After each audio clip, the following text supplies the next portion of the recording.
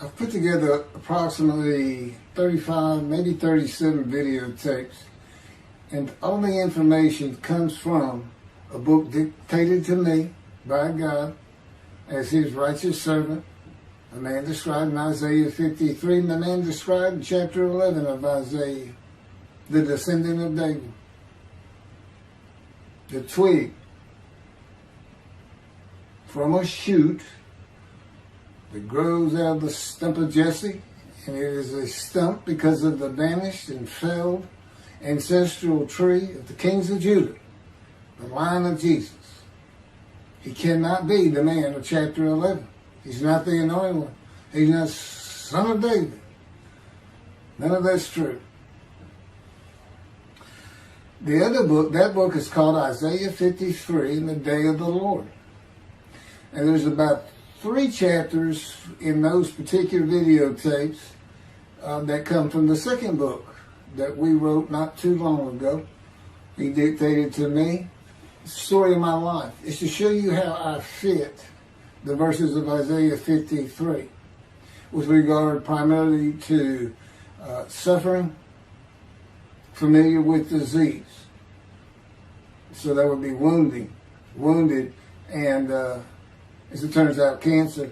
But the other words that you find in Isaiah 53, punishment, maltreatment, crushing, bruising, chastisement, okay, that is all in God's power. That's all in God's power, all those words. But the books are unpublished, shunned and despised, accounted afflicted by God, plagued. Nobody understands it. This is so different than the Judaism the Jewish people have been taught. This Messianic era that will never occur. And we know it's not going to occur now once you believe who I am and how you cannot. After the mountain of evidence I have presented that is in those books, just as Moses today would have to say, well, look, I wrote Leviticus. You think I just came up with that? You think I just came up with all this information? Did I know how God speaks through an angel and who that angel is? Moses walks by a burning bush that's not consumed. The angel of the Lord's in the bush and God speaks. I'm the one who explained that to you. I shouldn't have to go any further than that. The God says the rabbis, the shepherds, they never listen to my prophet. They think they know everything. Well, I'm going to keep showing that they don't.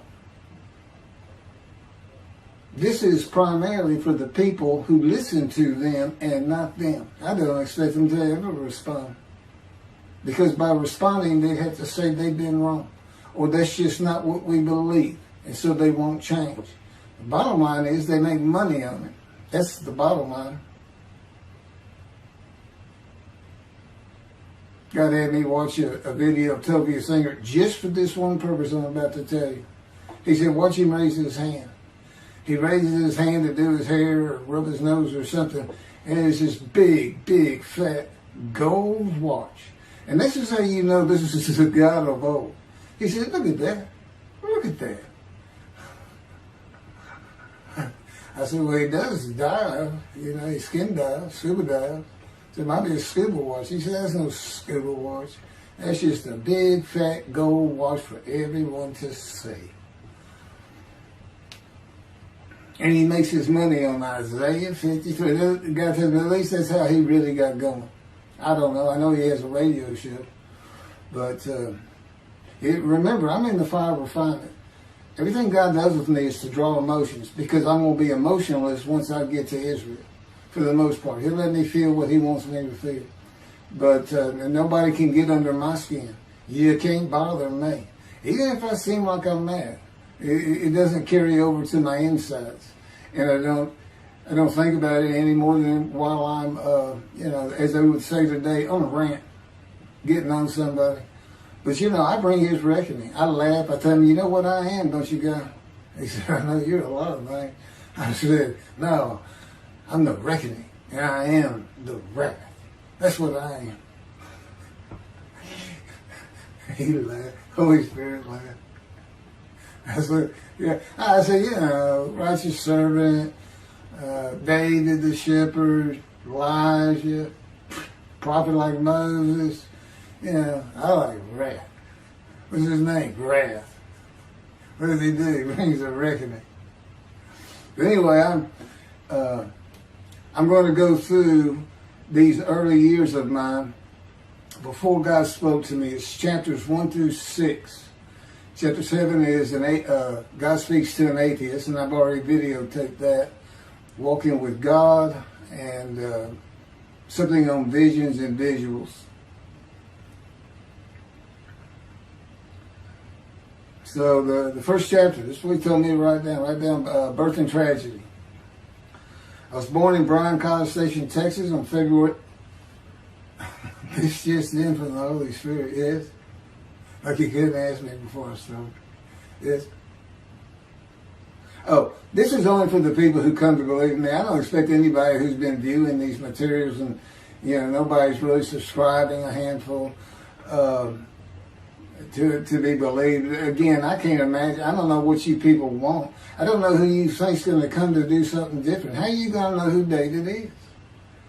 I mean, according to Judaism, there is no description of him. How are you going to know who he is? All this being presented, and I know Jewish people have seen it, only 60% of the views are coming from the United States. Now, I don't know that means 40% is coming from Israel. Probably not. You got Canada that's be a big follower on my WordPress site. And really just all the countries of the world at one time or another have looked at some of this information as I wrote my blog, and the blogs became chapters. But I'm assuming some Jews have heard of what some man is saying he is Moshiach, and they're watching. Well, this is for those who come to believe. The people who want to be the witnesses, the many made righteous. By my knowledge, by the things I can tell you that God would have me say to you. So, this might be bored to tears with others, but it does show suffering, pain, and emotional pain, my background, and just who I am. Not just some kook out here. People say, well, he's hearing voices. Listen, as a lawyer, and I didn't even do criminal law, I've seen some of these people who hear voices. I promise you, that's a person who should be hearing voices when you just see them and watch them for a couple of minutes. It's not me. Excuse me. Okay, I was born in Bryan, College Station, Texas on February 21st, 1957. And that's interesting because that's the year the first satellite went up. Russia sent up Sputnik, which was really 3 different satellites, and altogether they were called Sputnik. That is considered the dawning of the age of the internet. Now, I've asked God, how did you select me? How did I be blessed with this and learning all these things with this crazy life that I've had? And but he won't answer me. He's gone poker. This poker guy, he's not going to talk. He's not going to change expressions or anything, or me getting an impression that he is. And so I tried to come up with it on my own, and that is where I started. I said, because I know how important the internet is for this. It's the only way to get things worldwide, and all the teachings that have come through it. I didn't know, I'm 63. I'm not like the young people who can just text messages without looking at the phone and all that. But he's taught me everything. He taught me how to set up Facebook, Twitter, you name it. He would just say, go to your computer, do this, do that. Commanded it and directed to become very good at the computer and, of course, word processing. I'm a regular secretary, except I still henpick with one finger. I used to. But God says that's to show you I have perfect use of this disfigured right arm. It just doesn't have muscle in it, and my shoulder's shorter. Anyway, I was born in Bryan College, and that's where Texas A&M University is. And my dad was attending Texas A&M when I was born. I graduated from there 22 years later, which is a story in and of itself.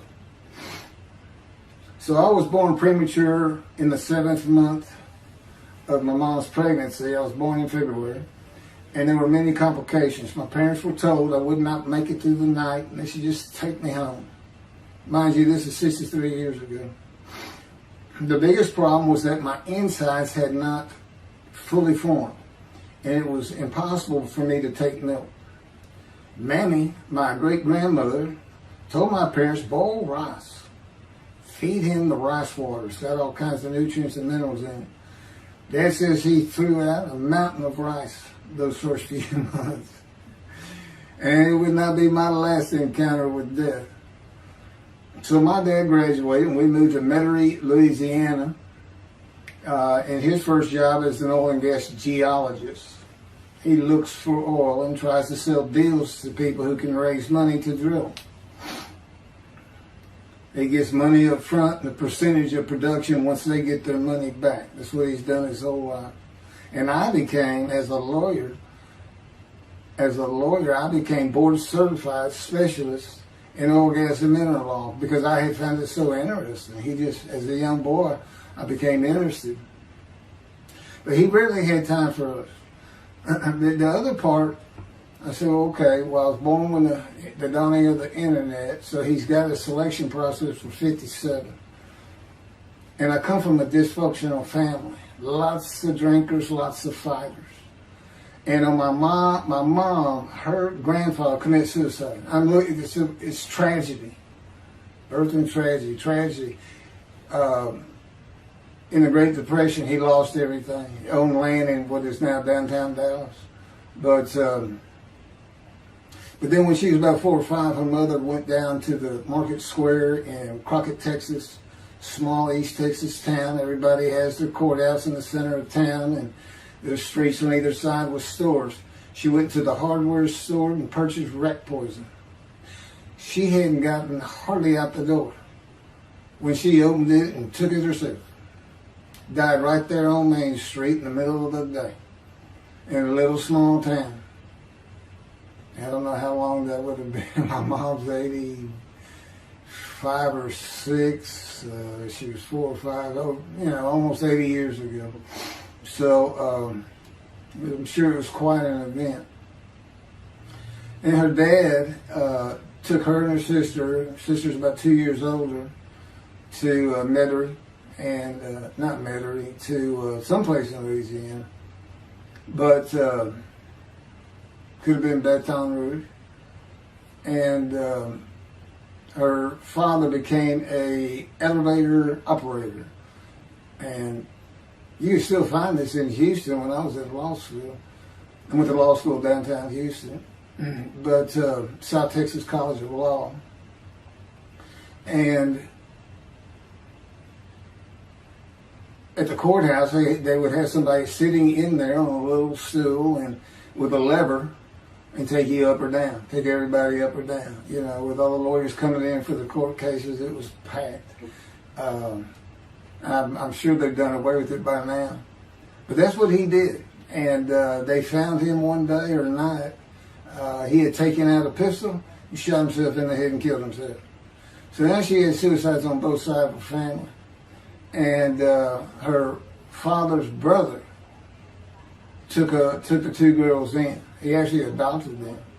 And when she was about 10 or so, I believe, she's with him out in some shack in East Texas. And, there's not even phone in this place.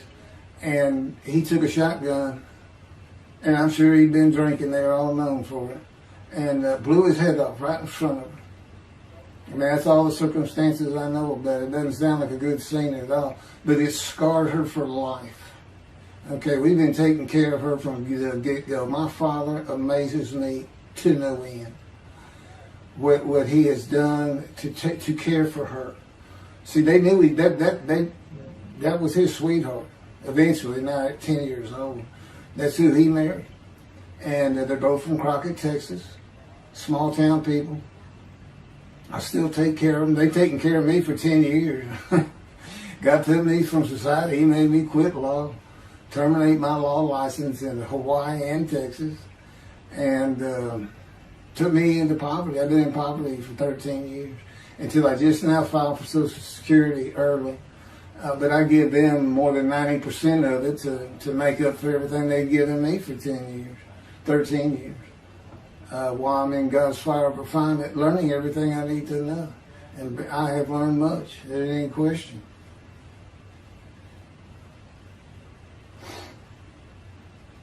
So anyway, there's 3 suicides. There's 4 suicides right there. So it's a family of tragedy. You know, it's not a tragedy of losing your entire family in the Holocaust and you're the only one left. It's not like that. Because God says, I just got things as close as I could. He says, I touched you in the womb to disfigure you, really for just one reason. Well, 2 reasons. One, it makes you identifiable. But it was so people would pick on you. I wanted people picking on you because that's what happens to young Jewish boys. Just for being Jewish, just for having a disfigurement. People will pick on you. I've told him since, I don't even really recall many people saying anything to me. He said, that's because you look like you crawl all over them. They did. And I did. I was always just say something, anything. That's just the way I was just angry inside. And God's taken all that away. But I can still go on a good rant. But, and then my mother in the 60s, young people may not know this, but that's when, you know, the Woodstock and marijuana, LSD, everything started getting big. And at the same time, doctors were just handing out pills left and right. Valiums, painkillers, Percocets, you know, just asking for it. They were writing scripts. And I know today they put a lockdown on that. But she got heavy into it and drunk all the time. I'd have to come home from school and stay with her. And she became such a different animal, a different person when she drank. She became a little girl. You know, and having your mom act like that and slobbering. And, you know, I'd go in there to be Valium dripping out of her mouth with a bottle of booze by her. So it was an ugly scene. And so I came from a dysfunctional family, so I think God wanted that. And He's there with me from my first year to make sure that I live a life of suffering. He orchestrated many of my wounds. And He's taken me back in vision to see these things.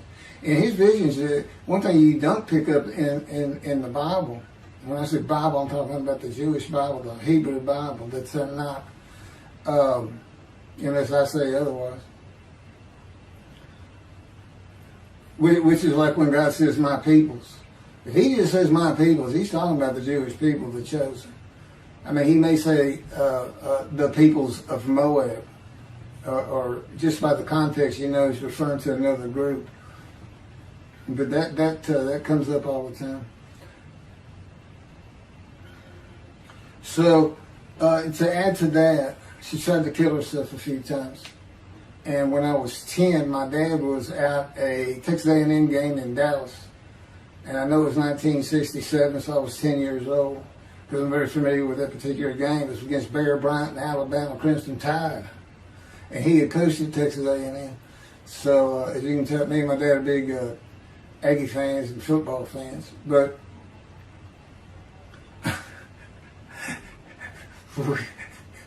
I had been assured we'll be able to see those games in Israel. Somehow it might be technically. He said, we'll get it. That's the Holy Spirit. We'll get it. He's so funny.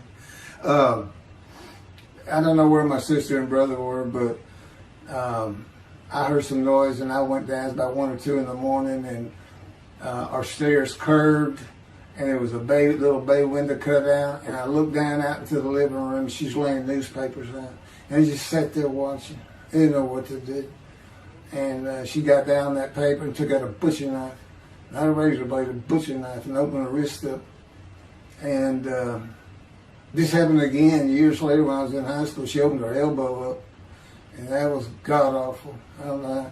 But before she bled out, my dad opened that door. I sometimes think she knew he was going to be there soon, would probably save her. But it didn't look good, and I hated myself for not doing something. Maybe that's why I was so angry. Anyway, because I didn't do anything, I just sat there. I couldn't move. I don't know. I don't even know what I was really thinking, really. But I can't. What it did is it told me how much her uncle blowing his head off must have done to her. That must have, it really hit you. I had nightmares my whole life, but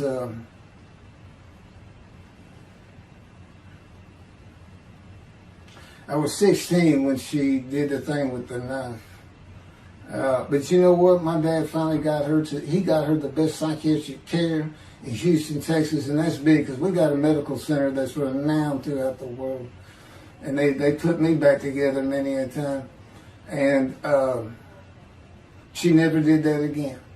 And the amazing thing is how different she is in her very advanced old age. I mean, it's like she was never that person of the 60s and the 70s and the 80s. I don't know how my dad survived it. I'd have never stayed. I'd have taken the kids and said, try to find us. But he's not like that. I've never seen two people who love each other so much. It's crazy. But anyway, I was married for 20 years and we weren't like that at all. We finally divorced for irreconcilable differences.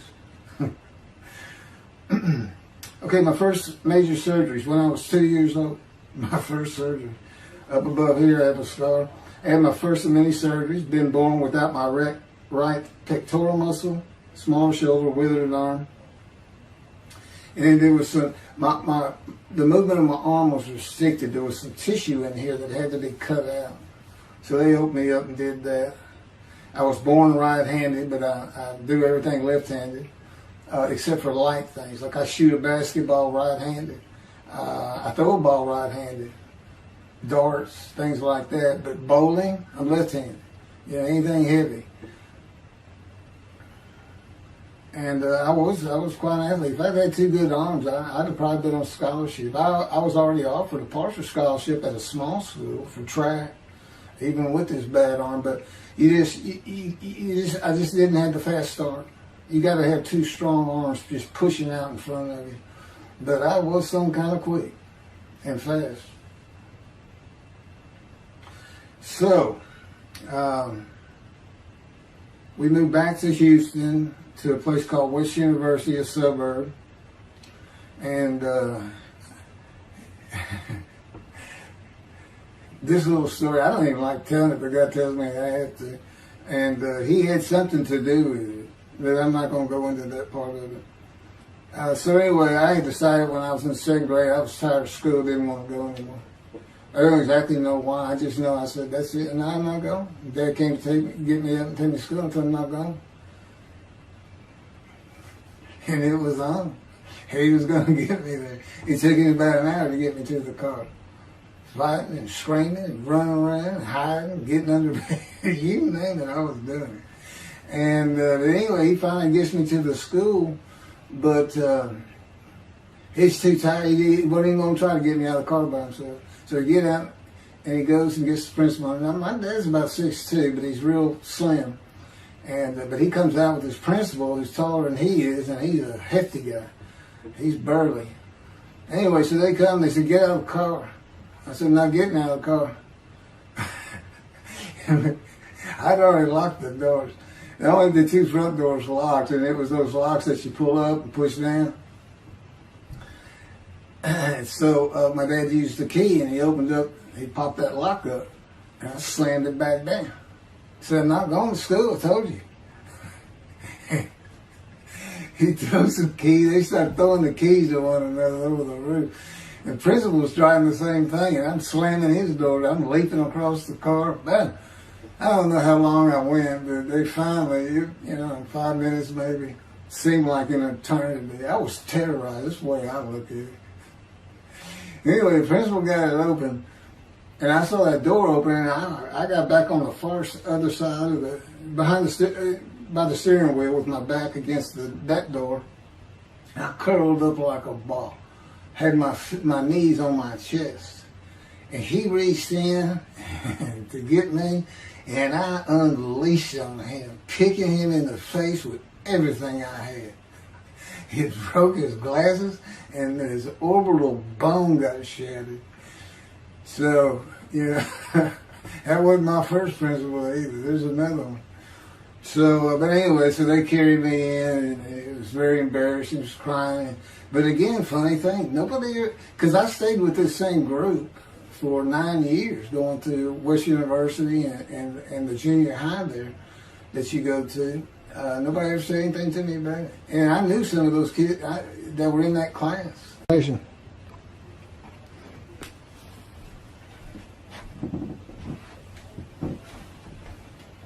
My camera only goes for half an hour.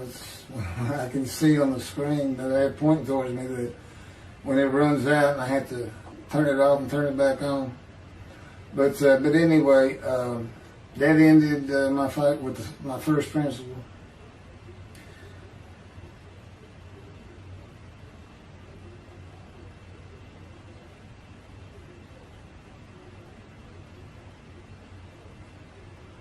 Yeah, here it is right here. I just got to have me put these together. In the 10th grade, the principal of the school told me to cut my hair. You know, I had long, blonde, wavy hair, well past my shoulders. Again, this was, I graduated high school in '76, and this has been junior high, so it's in the early '70s, but it felt like the '60s still. And I kept in a ponytail. It was neat. It was a school-wide policy. I think I was one of the last people to cut his hair. I was hiding all the time. I was always on the alert for the teachers that would turn you in. But I went and got it cut. I told the barber right at my collar. Sat there in the chair, cut it right at my collar as I was instructed to do. And then I was commanded to return to the principal's office. And so I presented myself to him. I sat down in the chair in his office, and he gets up, walks behind me, and grabbed me by my hair, back of my head, and jerked my head back fast. And said, "It's still over your collar." Now, I don't know if I did a backflip out of that thing. I can't really recall. But what I do recall is it took 3 people to get me off of him. And I was permanently expelled from school, which ended up me leaving home. It wasn't a runaway. I'm just out of here. I'm tired of everything and everybody. I ain't going to school ever again. Hate school, always there. That was me. And they had to pull me off of him. I understand through a friend of mine, he said, "You know, my brother went to that school. He had some stories about that guy." So the guy said, "It wasn't me. It's him." Second major surgery came when I was 12 years old to try and repair my right knee and just below it. I was running full speed in a field. High grass and weeds with a family dog. And God says he had something to do with what the dog did. For no apparent reason, just suddenly he was running at my side. And he just bolted. He just stopped going straight to the heart of the left and went right between the legs. I go sailing in the air, and I came down on my knees. Except my right knee came down on a broken Coke bottle, Coca-Cola. And they used some thick glass back then. It was stuck nose down, way down. It was all broken up, but it was the bottom all jagged that my knee just... You know, they said it went to the other side of your knee. They said, "You got that whole field in your knee." But when I got to the hospital, I sat there for a long time. The first doctor that came in and just told my mom, right in front of me, you know, I'm in the room, you know. He said, I can't repair that. It's not repairable. We want to take it off. You can't use it. And I already knew that because as I started screaming and yelling for my dad, he finally came back. This field was behind our house. There was a chain link fence, and then the field. And you know, my dad finally heard me. He got over. He saw the blood, and so all of a sudden he's scared to death. I'm going into shock, and he got me to put my arm around his neck, and he said, "Can you walk on it?" And I tried, and it just collapsed. It was useless. It was, you know, it was awful. And then I had to climb over that fence, and my mom was going crazy and screaming and crying. And he had to go take care of her. I'm sitting in his bathroom with my leg all opened up, and I'm just getting sicker and sicker, nauseated, scared. I was a cripple. And but anyway, they get me down to the hospital. And this, like I said, the first doctors were just like, we don't know what to do. And just right then, and God says he knew he was going to be there. This doctor walks by, and my mom recognizes me. And she goes, Dr. Kane. And she runs out the door. Well, this is Dr. Kane. Her mammy that I mentioned earlier, in her old age, very old, maybe been in her 90s, I don't know, late 80s, but living with her sister, broke her hip. And this doctor repaired it. This is a long time ago, people. Repaired it, and she actually walked again with a walker. I remember. But that's who this doctor was. And she said, my son, they're going to take his leg off. You've got to come look at it. And this Dr. Kane actually became the medical doctor for the Houston Oilers. He repaired many in the before and after me. I guess that's what he specialized in. But he was there at the hospital just to do rounds. He wasn't dressed for surgery or anything. But he came in that room, and I mean, he was livid when he looked at my knee and knew how I'd been there for like 5 hours at this time. And he just started barking orders about getting me prepped for surgery, and he takes off to go get prepped. And they literally ran me down to surgery in a gurney. I mean, they were trying. This kind of fear he put in everybody. Anyway, I was in the hospital for weeks, and I woke up with my leg. I was glad of that. But I had a cast from my hip to my ankle. And he told me, when I finally was being released, he said, if you put any weight on that leg, you'll never walk again. So, I can't remember, 6 weeks. I don't know how long it was that I had that cast on. It wasn't my first cast, it wasn't my last. Or maybe it was my first, but it wasn't my last. That's another story. We're not getting very far. There's 6 chapters. I'm barely getting through the first one. But what I'll do is I'll just do 6, just like I did with Isaiah 53. I did 6 or 7 videos, 7 I think. But then I joined them all together and put it as one video, the definitive commentary of Isaiah 53, which comes straight from God, by the way. I mean, you can contest what I'm saying all you want, but it makes perfect sense. For the first time, Isaiah 53 is explained. And how did I become the smartest religious Jew in the world who can see that? And what the wounding and the punishment, everything's about, and how it's really, in some ways, a snare for the Gentiles for the day of the Lord. Because he knows he can take me and just decimate any argument they want to put forth. You know, in particular, I'm blemished. I'm the Antichrist. In that I am the exact opposite of Jesus Christ. Okay? He's so smart, he was teaching synagogue at 12. Supposedly he was a perfect, beautiful man. I'm disfigured. You know, I'm not bad looking, but I'm not, I'm not Brad Pitt or anything. Anyway, a sinner, I wasn't a habitual sinner. I was a good person. I was good to other people. I was very compassionate. I said there was already a lot of humble in me. I didn't laud myself and the things I could do over others. Like being the fastest guy on top 5 at school and the fastest in the neighborhood. I didn't brag on myself. But as he took me back through my life and informed me when things were sins, it just seems like I touched on all of them.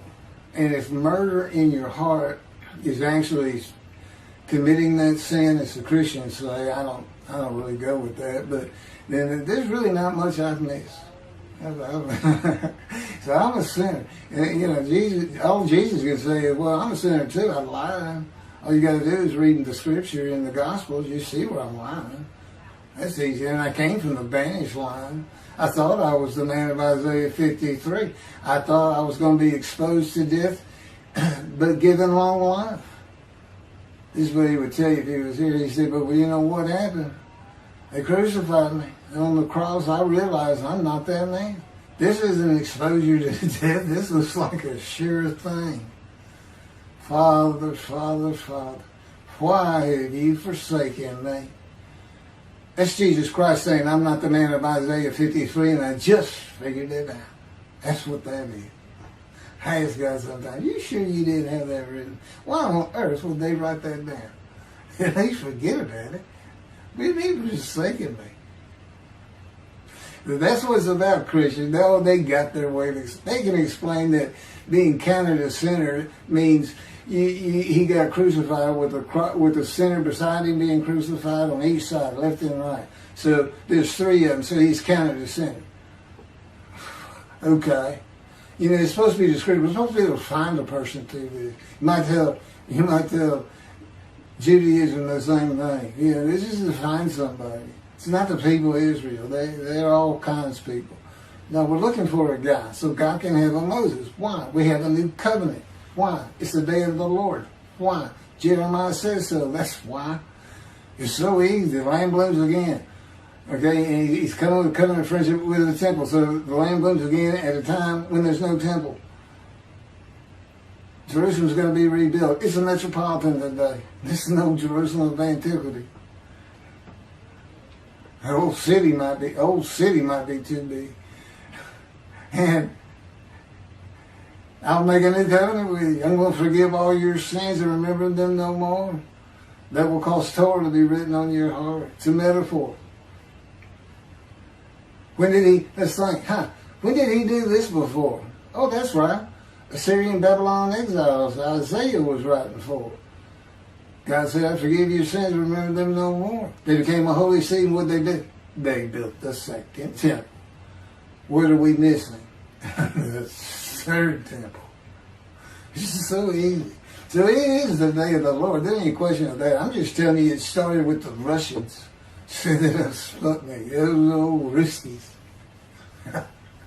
And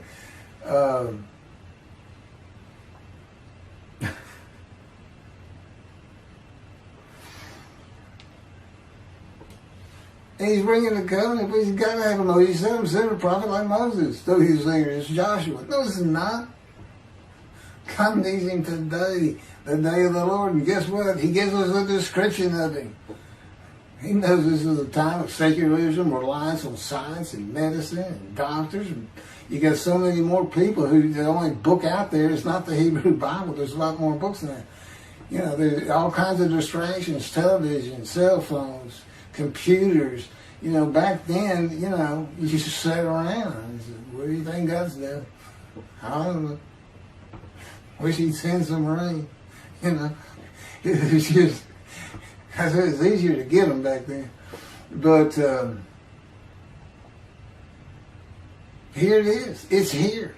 And God said, you see why I put shunning and despise in there? Because for a while I said, God, you know, this is before we really got the books done and everything. I said, I'm just sitting in a room. I can't really tell anybody shunning and despising me. Counting me plagued, afflicted, and by God and everything else. He said, well, how you feel now that we've been putting all this on the internet and everything? I said, I feel shunned and despised. Yeah. I can tell, there's no question this ain't gotten back to those two. I said, you keep attacking them like this and I'll be certainly sure, just in case I'm wrong.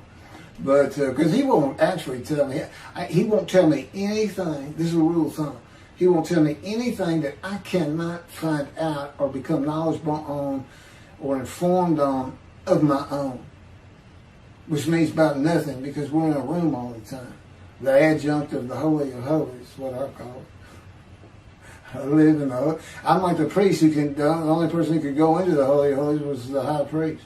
And that's what I'm like. As a matter of fact, God had me write down, just as he had David write down, a new Psalm, 151, where God said, and it's on a video, where God is speaking, where the Lord came to me and God said, quote, and within that, he says that he declared me. We actually used the psalm where he declares it for David. He declared me an eternal priest in the order of Melchizedek and King David, and a rightful king, small k, and a rightful king. And he also declared, I'm the righteous servant. I mean, that's God talking. I mean, he's using it. When he dictated to me, it wasn't, to be written in my personality. That's him. That's him doing a new song. So, because he does that. Even in the writings, the person doing the writing, whatever prophet it was, or Moses, or David, if he wrote Samuel 2 and Kings 1 until he died. As I said, God says, look, just assume the central character is the one I had writing, because their lives change when I come to them, just like mine's changed. This is not anything I could have ever conceived or even bothered thinking of. I'd have never read the Bible my whole life if he hadn't told me, we're going to the bookstore and get you a Tanakh. That was 13 years ago. And my answer was, what's a Tanakh? I didn't know anything. And look at all this knowledge. But this is it. This is the only power he's going to use in creation. He's not going to perform miracles. He's not going to have me performing miracles. And he's not. He said, the only power I'm going to use is on you. What I can get you to do. He said, I can take a Gentile Texan and take him to Israel and get my temple built. Okay. He said, because that's what you say to God all the time. Okay. And one night, I hadn't even read Isaiah 53. He didn't come to me and just say, offer yourself for guilt. I crushed you with cancer. It was me that did. That's not, I wouldn't have known what he was talking about. We finally get to Isaiah a couple of years later. He said, Keith, read Isaiah 53. I said, okay. And so I read it. I said, okay, finish it. He said, who do you think that is? I said, I have no idea. I can barely read it. I didn't know what it's saying. I said, I think these two verses ought to be up here. I said, you sure nobody messed with this thing? He said, nobody messed with it. It's just how I had Isaiah write it. He said, that's you. I said, oh, okay. And I couldn't help myself. Good luck convincing anybody. I can't even say what it's saying. He said, before we get done, and he's right. I've been over that thing so many times. From my original version of Isaiah 53 that he dictated, or told me how to put together, but every sentence, every word is, we've changed it up and added things. I've learned things. Like I didn't know about the test of devotion. I didn't know why the angel was leaving early in Malachi 3, but I do now. And all that would cause an amendment to my midrash on Isaiah 53. And, the book has me, these are all on videotapes now, me and Rashi. Rashi, the first one to come up with this is Israel. And, I look at his answers and I just shake my head sometimes. You should see his answer in Malachi 3 for the angel of the covenant that you desire. There's only a covenant of friendship in the covenant of Jeremiah. And this is his answer. It's midrash, so he just takes a section of the angel is on the way, and it just says the angel of the covenant. And his commentary is the angel that avenges the revenge of the covenant.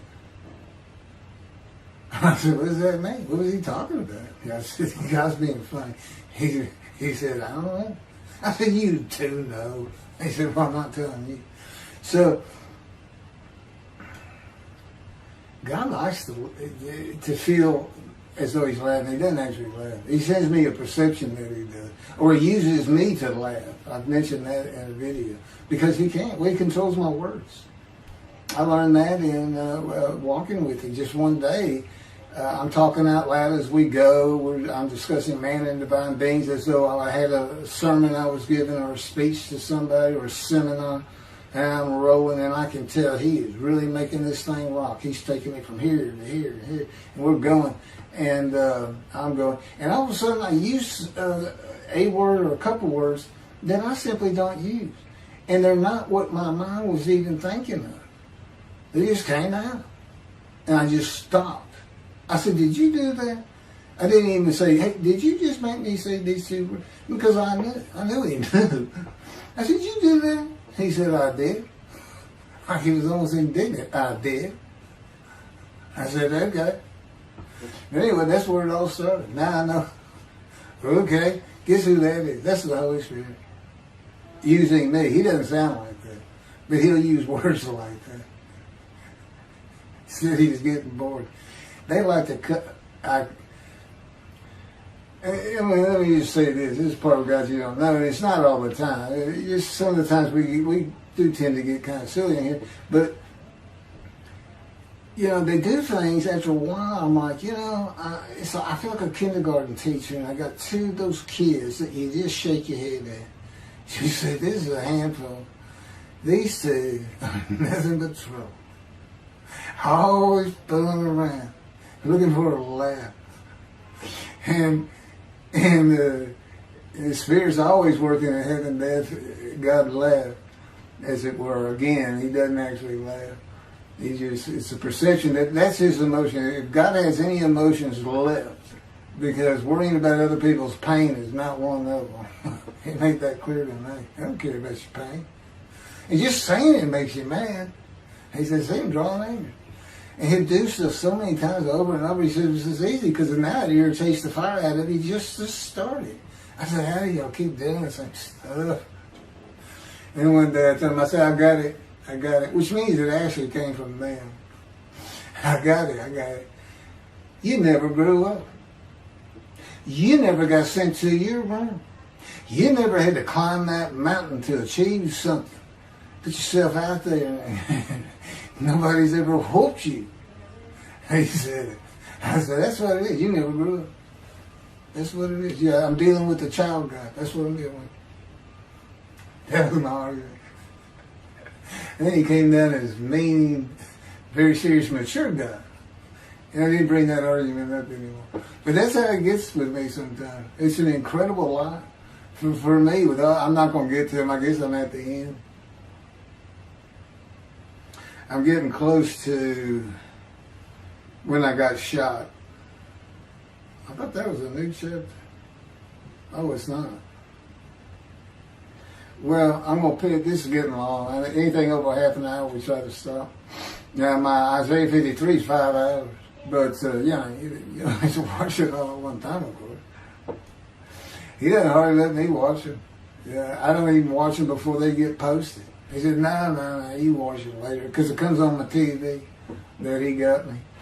And I didn't know at the time it was going to be, you know, that he was serious about doing videos. And I certainly didn't know about making it a backdrop. He decides everything. You know, he tells me when to eat, when to get up.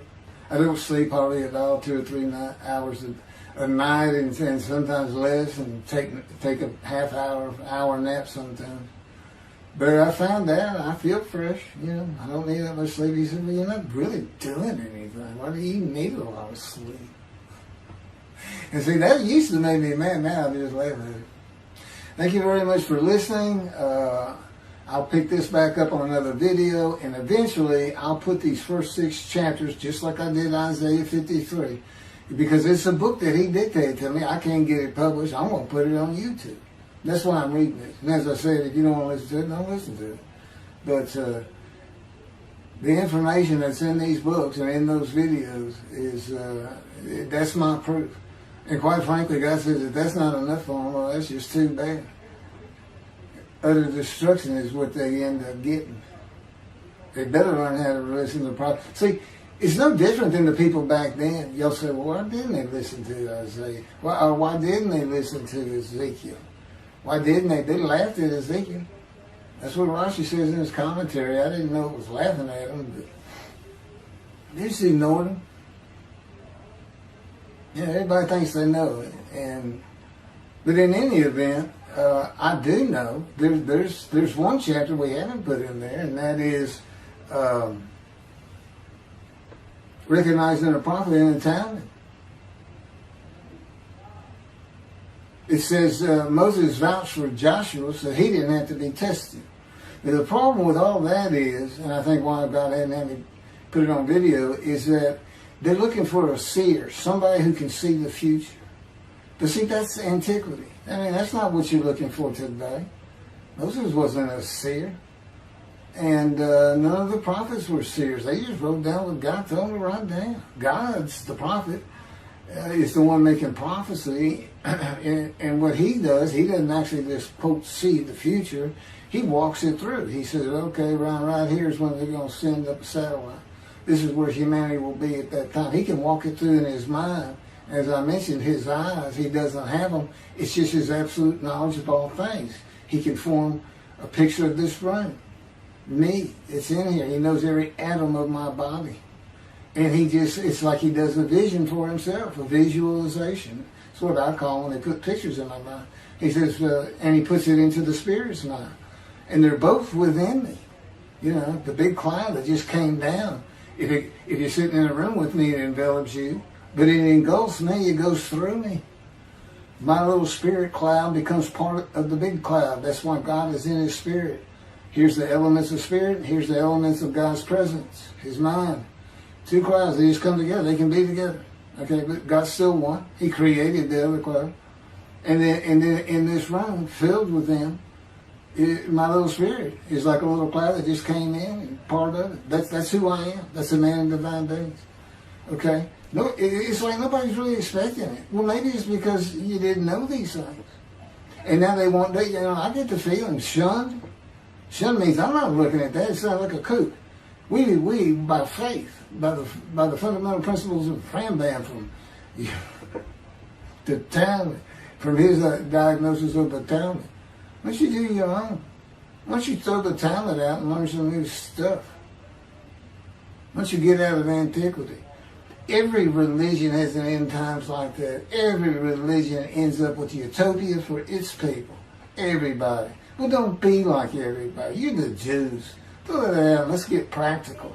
Let's have God in our midst again, in a man like he was in Moses. Let's point at him and tell the Christians that is the man of Isaiah 53. Here's what it's about. God said he's coming back. He told us we're not waiting on him like you. He said when he was coming back, he false prophesied 5 times. He ain't coming back. He wasn't who he thought he was. He told us on the cross. I'm not the man of Isaiah 53. He tells us. What else was he doing? Father, why'd you forsake me? I'm about to die. What do you think he's talking about? What do you think he's thinking about? He's not supposed to die. He thinks he's the man of Isaiah 53. So do they. It's mind-boggling because I'm the man. And there's nothing about me that says Jesus Christ. Nothing. You should hear me cuss God. I've cussed him trying to die. I begged for death 1,000 times. He said, it's not been 1,000 times. I said, it's been hundreds. He said, well, that's true. You have cursed me more than any man in the history of mankind. And he said, and you did it face to face. And I said, you shouldn't make me so mad. He laughs, y'all. He laughs. When I'm cussing him, he makes him laugh. And oh, you're kidding, that story? He gave me his perspective. This is how he did it. He said, Keith, imagine you created ants. And ants are living beings. In other words, they can think and they have emotion. Okay, you get a great big ant farm over here in your room.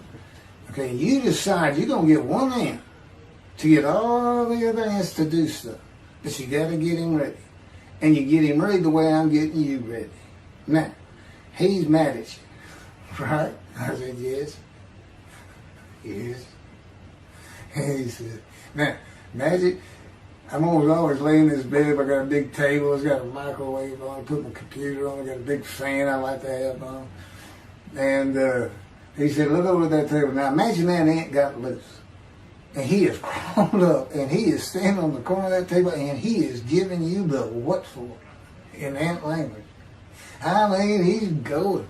And he's turning around and shaking his butt at you. And he's cussing.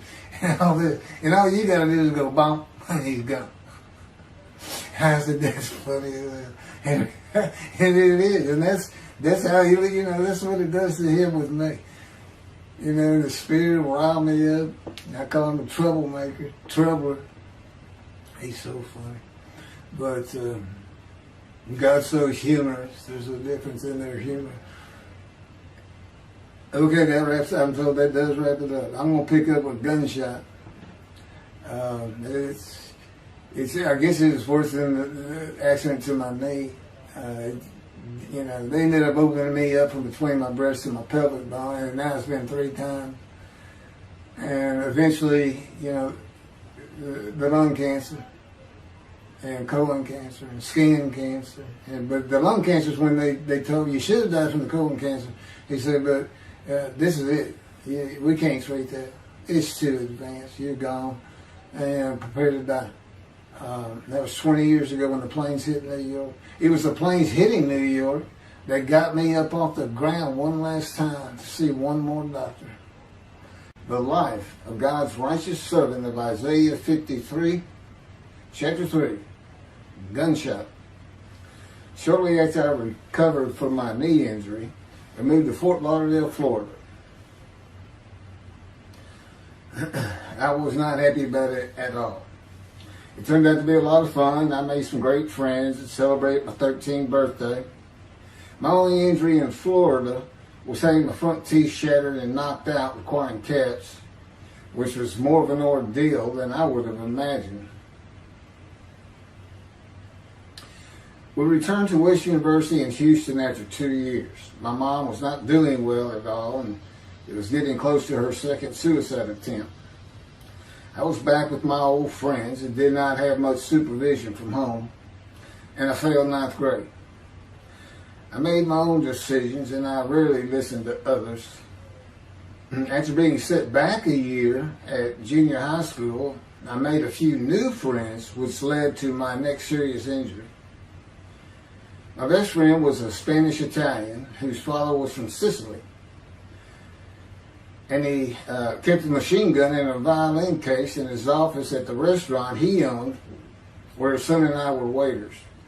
It was called The Godfather. My friend was the best pool player I've ever known or played with, an absolute natural. I will call him Antonio, but that's not his real name. Antonio's girlfriend was a Jewish girl.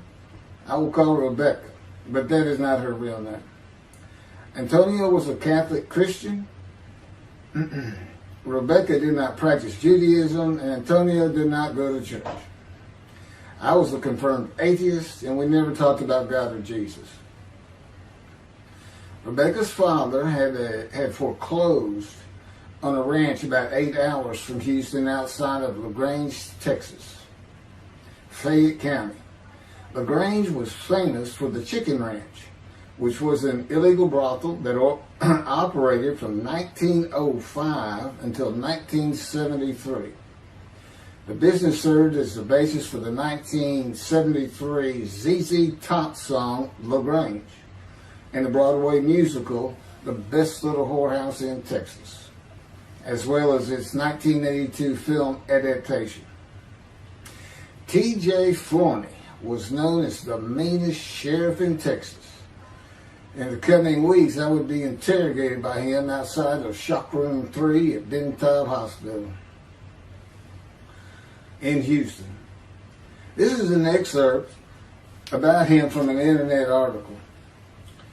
It was the most one-sided Texas battle since the Alamo, as 100 citizens watched disbelievingly in the dusty little town of LaGrange, their beefy sheriff, T.J. Forney, reached into a black 1975 Continental Mark IV and began to shake by his $300 suit, Marvin Zimner, the star consumer crusader of Houston, Texas. That's from People, June 17th. Next, the sheriff tore off Zimmer's blue-white toupee, waved it in the air, and then finally ground the rug under his cowboy boots. Behind Forney's fury was the fact that on Zimmer's last assignment in LaGrange 18 months before, he had filmed an expose, which resulted in the closing of a critical part of the local economy, the Chicken Ranch, a legendary body house. Antonio, Rebecca, and I first went up to the ranch in the summer of 1975. It was a small ranch house and small lakes with horses roaming around loose in pastures. We decided it'd be fun to try and catch one of those horses and go riding. The next time they went to the ranch house was in Rebecca's father's Mercedes-Benz. Two-door convertible Mercedes-Benz. I sat on the hood of that Benz with a lariat while she tore through fields trying to run down a horse for me to rope. The horses could turn too fast, and we never got close enough for me to rope one. What we could and did do on the next trip was bring guns. A 30-30 rifle, shotgun, and two 22 caliber pistols with holsters. As a backdrop, Antonio and Rebecca had broken up as boyfriend and girlfriend, and her attention had turned to me. I did not believe that caused any friction between Antonio and me, but it should have. It did not seem to be a source of animosity of Antonio towards me in any event. On October 5, 1975, we were all back at the ranch having a great time. Tony and I were shooting at cans with our pistols and practicing a quick draw from the holsters. We were standing shoulder to shoulder about 3 feet apart, and he was a little forward of me. Rebecca came up behind us, between us, and said she wanted to shoot. Antonio passed his gun to her, and it fired when it was going by me. The bullet went on a straight line through my bladder, intestines, and colon from the front right and lodged in the back of my left buttock in my backside. I could see the trajectory in my mind. I fell to the ground, and Antonio fell on top of me, rolling me over and over. I think he was looking for an exit of the bullet. I told him to get me to a car and get to a hospital. Felt like Babe Ruth had swung a bat up between my legs. I never once thought of God. On a big ranch, there are several gates for different sections of land and different purposes, usually with chains and a lock. When we got to the first one, I told Antonio, drive through it. I told him to ram it. I knew I was dying, and all I could think of was, you have got to hurry. I didn't panic, but I had never been so afraid and had never felt fear like that again to this day.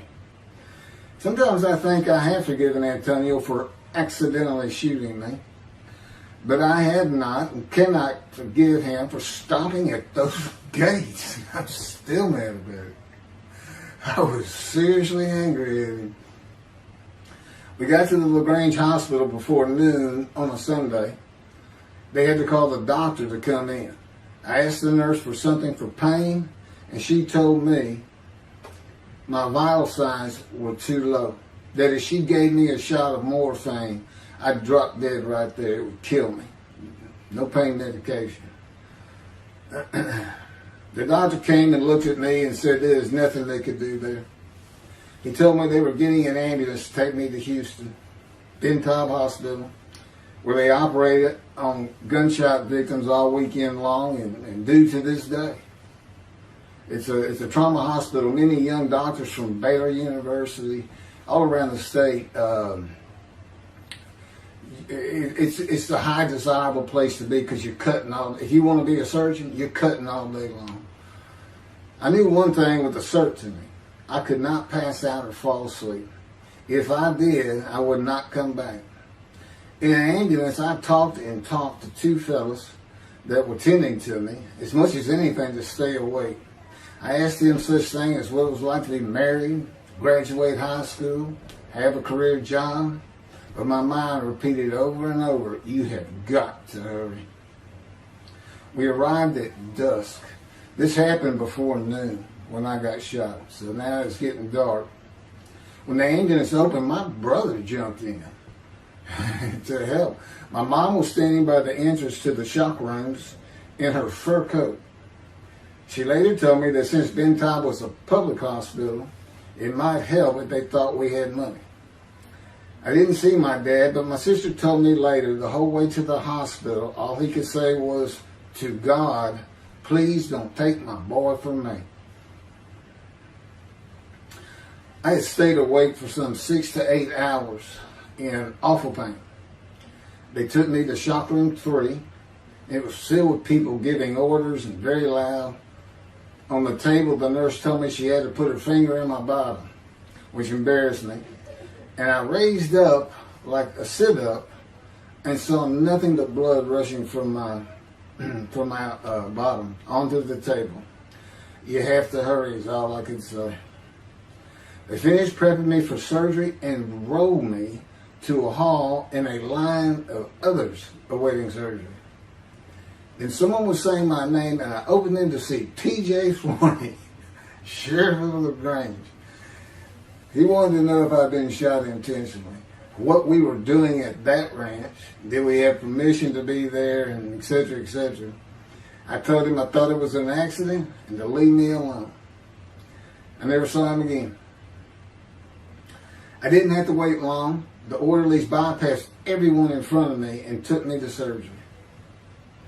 I awoke in a large room with about 10 beds on my side of the room and 10 beds on the other with other patients, and I could hear moaning and crying here and there. It took a few moments to remember what had happened and why I was in there. I fell back asleep, and when I awoke, my dad was telling me he would have me out of there into a private hospital as soon as possible. It was the next day when they transferred me to the Methodist Hospital in the medical center where they had operated on my knee, and I had spent weeks there. I had a hose with a bag coming from my bladder and a colostomy, an opening called the stoma, which is your intestine on the outside of your abdomen, with a bag over it for going to the bathroom. I was out of danger from dying, but still very weak, and I needed to gain some weight. The track team was already getting together, running distance and cross-country workouts provided by the coach, preparing for track meets in the following school semester. I lived about a half mile from the high school. The day I got home, I walked to look at the track. It did not seem possible I could get back in shape. I was afraid to cross the roads to the school. I could not even trot to get out of the way if a car came my way. My insides felt like jelly, and I had been warned that too much physical exertion in the first 10 days could cause a stomal hernia and my intestines to start extending from my body. I was homeschooled for the rest of the semester by a private volunteer tutor and passed classes I probably would have failed. The beauty of that gunshot was that it changed me. I was never going to graduate high school, having failed so many classes. So I set up night school classes for the next and my last semester of high school. I was 18, soon to be 19, and a senior.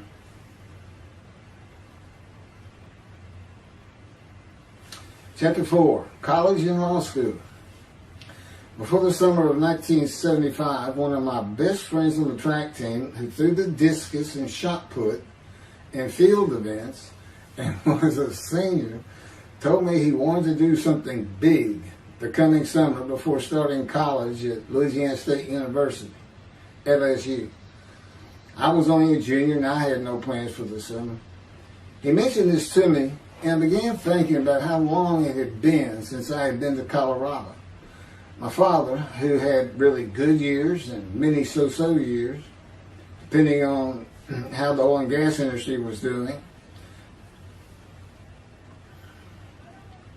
And when I was in junior high school, he had sold some prospects that completed a few wells and had purchased a condominium in Pagosa Springs near Durango, Colorado. My friend's name was Keith Miller, and I called him Miller. He had given me the name of Say Babe. At one of our night track meets, I was running the 330-yard low hurdles, and the last turn was behind bleachers where the officials lost sight of us for a few moments. A runner to my left veered out of his lane into mine and took my hurdle, and I had to slow down and go around it, yelling, "Hey man, that's my hurdle." I wasn't happy. I do not remember how Miller knew what I had yelled, but he was probably on the football field inside the track working on shot put and discus, watching me run and hurting me.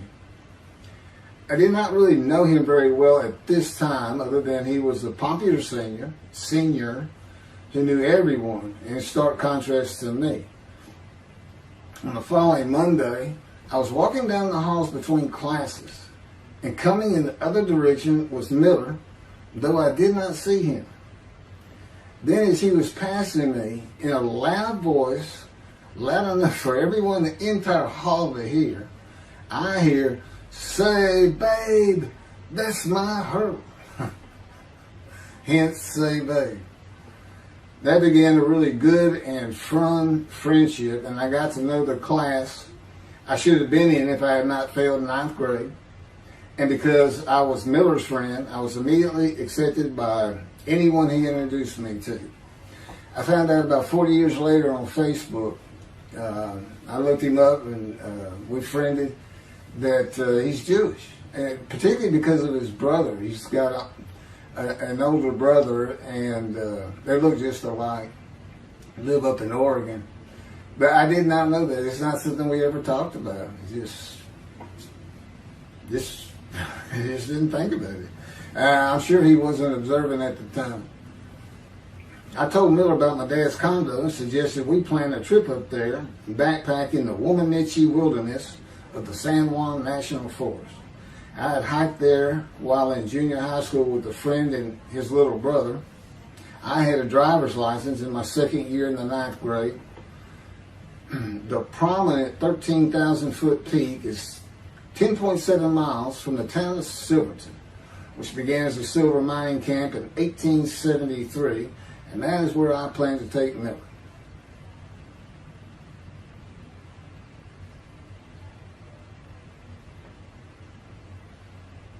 So Miller and I take off. We use his car. As I said, he was getting ready to graduate, and his dad had bought him a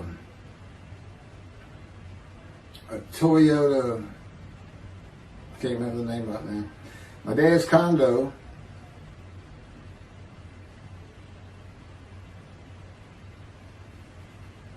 was about 60 miles from Durango, where a train depot is located that runs the train through the Womanichi Wilderness to Silverton. The train is an authentic, narrow-gauge, steam-powered, coal-fired, scenic railroad train ranked one of the top 10 scenic railroads in the world. It's something else. It stops twice in the same places to let off and pick up hikers and backpackers in the Animus Canyon of the Womanichi.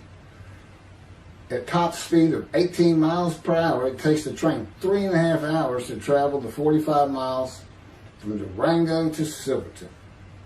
Oh, here it is. Miller had a new Toyota Celica.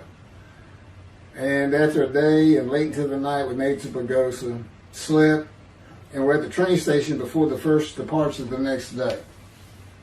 I don't know what the problem was, but the train was not going to run that day. So we couldn't get to where I wanted to take him. It's just too far. We decided to get a hotel in Durango and just head down the train tracks into the wilderness and explore an area I had never seen in with the maps. We got lost. And at one point we decided, let's just put these backpacks down and you go that way and I'll go this way. Well, we did that. We met back up and then we couldn't find our backpacks. And we did finally find them. We slept that night, and we had a big black bear episode because we had left some food out on the ground, which we shouldn't have done. And but anyway, we ended up making it back, and we had one of the best party nights I've ever had in my life. We hit the main street in Durango, which is a tourist hotspot, and we hit every single bar. You could drink at 18 back then. It wasn't 21 as it is today. And we did. We made sure. It was like a go. Okay, let's go to every one of them. Had at least one drink. Shot of whiskey, Boilermaker, beer, whatever.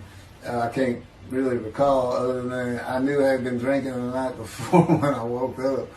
But we did. We hit both sides of the street. I don't know how long it took us and how many drinks we had, but we just had a lot of fun.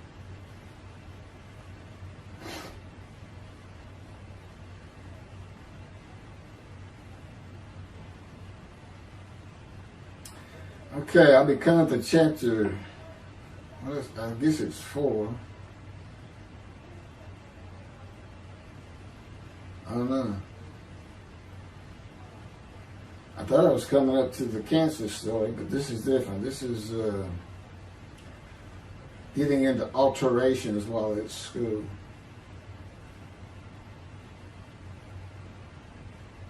So anyway, I was shot on October 5, 1975, and by early December, so it's October 5, and then in early December, I had surgery again to put my intestines back together, which was, it was dicey. They kept telling me, we don't know if we can reattach. There's people like Bob Hope lived his whole life with one of these stonal deals, and it's just a horrible thing. But it was successful. They put it back together, and they removed my bladder tube. The girl next door, who I had never talked to other than to say hey or hello, and who also went to high school with me, had been coming over daily, and she agreed to be my girlfriend when I asked her a few months later. I did my night school and graduated last in my class, or close to it, of over 400 people. In late December, I began running with the track team. Now, I had surgery early December. I already got out there with them, which was difficult. Pulling 2 tires on the cinder track. There's a rope, 2 tires, and you put a harness around your waist. I had to put mine high up on my shoulder. On the cinder track for a lap and a half, 660 yards with 2-minute intervals, 6 times was the toughest. My speed and quickness were still there, but distance running and my endurance, it took quite a while to come back. In early February, just about 3 months after being shot, I won my first 120-yard high hurdles race at a track meet that was fast enough to qualify at the upcoming district track meet for the regional track meet. Winning at the regionals would place me in the state track meet. I was fast, but my disfigured right arm really held me back. Then my heart was broken, and I cried for the first time since I was a child, best I could remember. My coach, who really liked me, he understood the effort I had put in to get back in shape. Called me to his office, and I knew something was wrong. He told me I could no longer be on the track team. I had too many semesters of school to be eligible according to the eligibility rules. It was because I had failed 9th grade.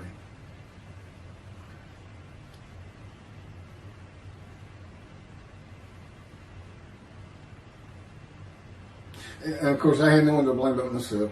Skipping school all the time, just not trying or caring about learning was why I failed.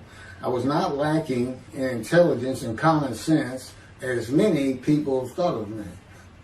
I could and often did read a complete science fiction paperback book during the school day.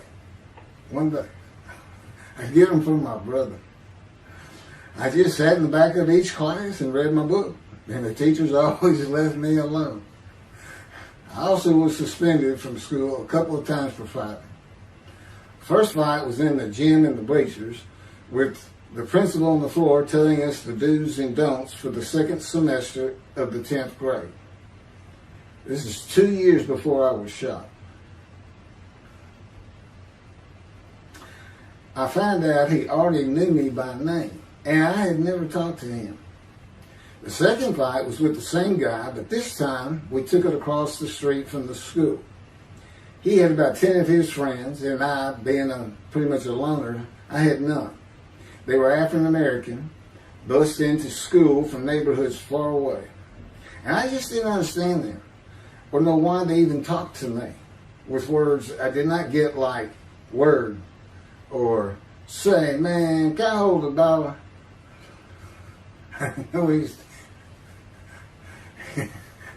That is what started the fight in the bleachers. I hear from behind me, and one stood to my left, saying, "Man, can I hold a quarter?" I turned around and just looked at him.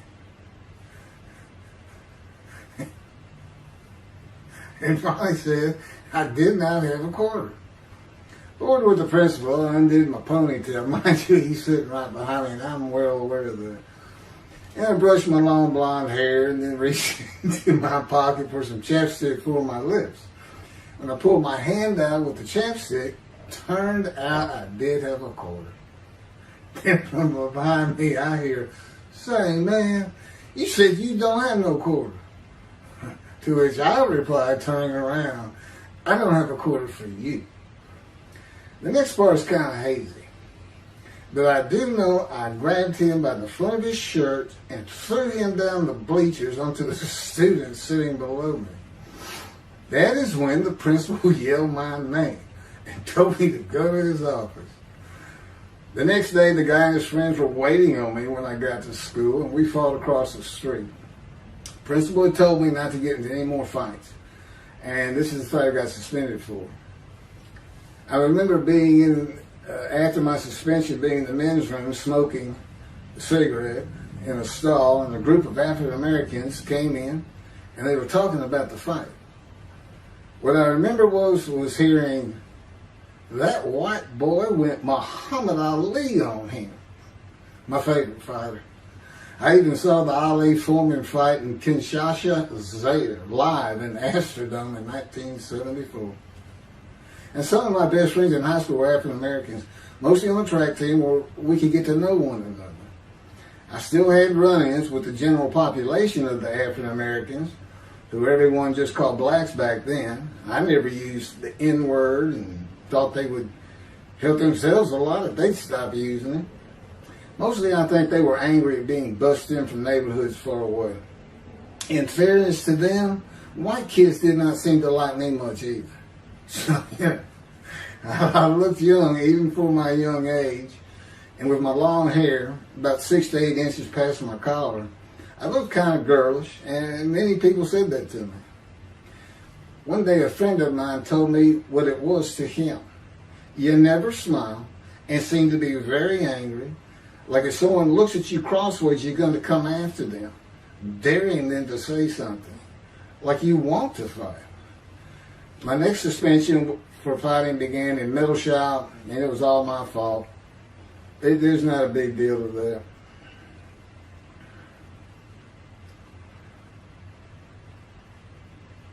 The last fight I was ever in came right before I was gunshot at the ranch. The accident really changed me and the way I looked at life. I never got in another fight after I got shot. It took some of the fire out of me. My longtime friend from junior high school and I were at Memorial Park at night and walked down a train track that ran through the woods, away from the streets and recreation areas.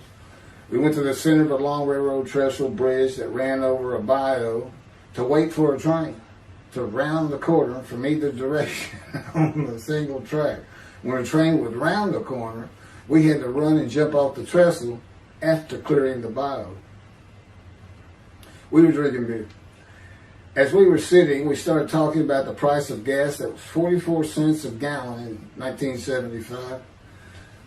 Anyway, the trains weren't running. We got up to leave, and as we're walking down the steps, he said something about my father and about how to find oil and gas. And I turned around and just hit him with everything I had, with my right arm. And I realized, what a stupid thing to do. I called him the Big Sweet. He's huge Norwegian. His hair was white and long and longer than mine. His hand was the size.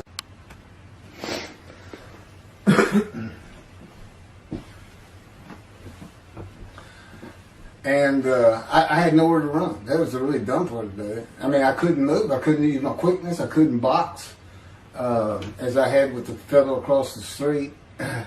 And he just took one big swing. He's very athletic. Coaches all wanted him on the high school team, but he didn't want to. Football team. And but anyway, he hit me just one time. That was the whole fight. It was just 2 hits. My measly hit with my right arm. I was fast, And I hit him when I wanted to hit him. Well, I say that. I didn't even think about it. But he just about knocked me senseless.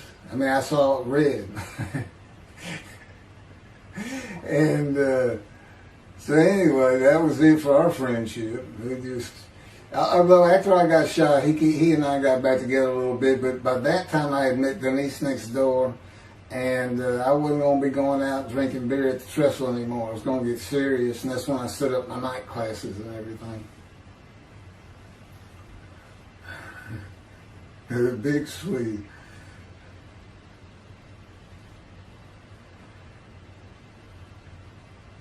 After the gunshot, I stopped seeing old friends, including Antonio and the big Swede, and spent all my time with Denise from next door. I knew I wanted to be someone who succeeded in life. My dad always told me when he was angry with me that with my smart mouth, I was never going to be anything but a ditch digger or a lawyer. While he said lawyer in a derogatory way, he got me to thinking I'd like to be a trial lawyer. I had to get into college first, and the only school I wanted to go to was Texas A&M University. Anyone who had ever known me would tell you that I was not even close enough to being smart enough to go to any college, much less Texas A&M. I would tell you I had never applied myself to the task of learning. Texas A&M denied my application. I called them and pleaded and argued, and finally admissions said that if I came for the summer semester of 4 classes and maintained a B average with no fails, they'd let me in. I did it, barely. I almost failed calculus to get a D. Just a quick thing on Texas A&M, because it relates to World War II, which always makes me think of the Holocaust, and how many Aggies were involved in that. Texas A&M enrollment began on October 2nd, 1876, and admission was limited to white males, and all students were required to participate in the Corps Cadets and receive military training. Many Aggies served in the military during World War II, with the college producing 20,229 combat troops. Of those, 14,123 Aggies served as officers, more than any other school, and more than the combined total of the United States Naval Academy and the United States Military Academy. During the war, 29 A&M graduates reached the rank of general. Texas A&M is more than a great university. It's the home of the Aggie family with a long history of spirit and tradition. And I'm going to pass through all that. You can read. I got all this from Wikipedia.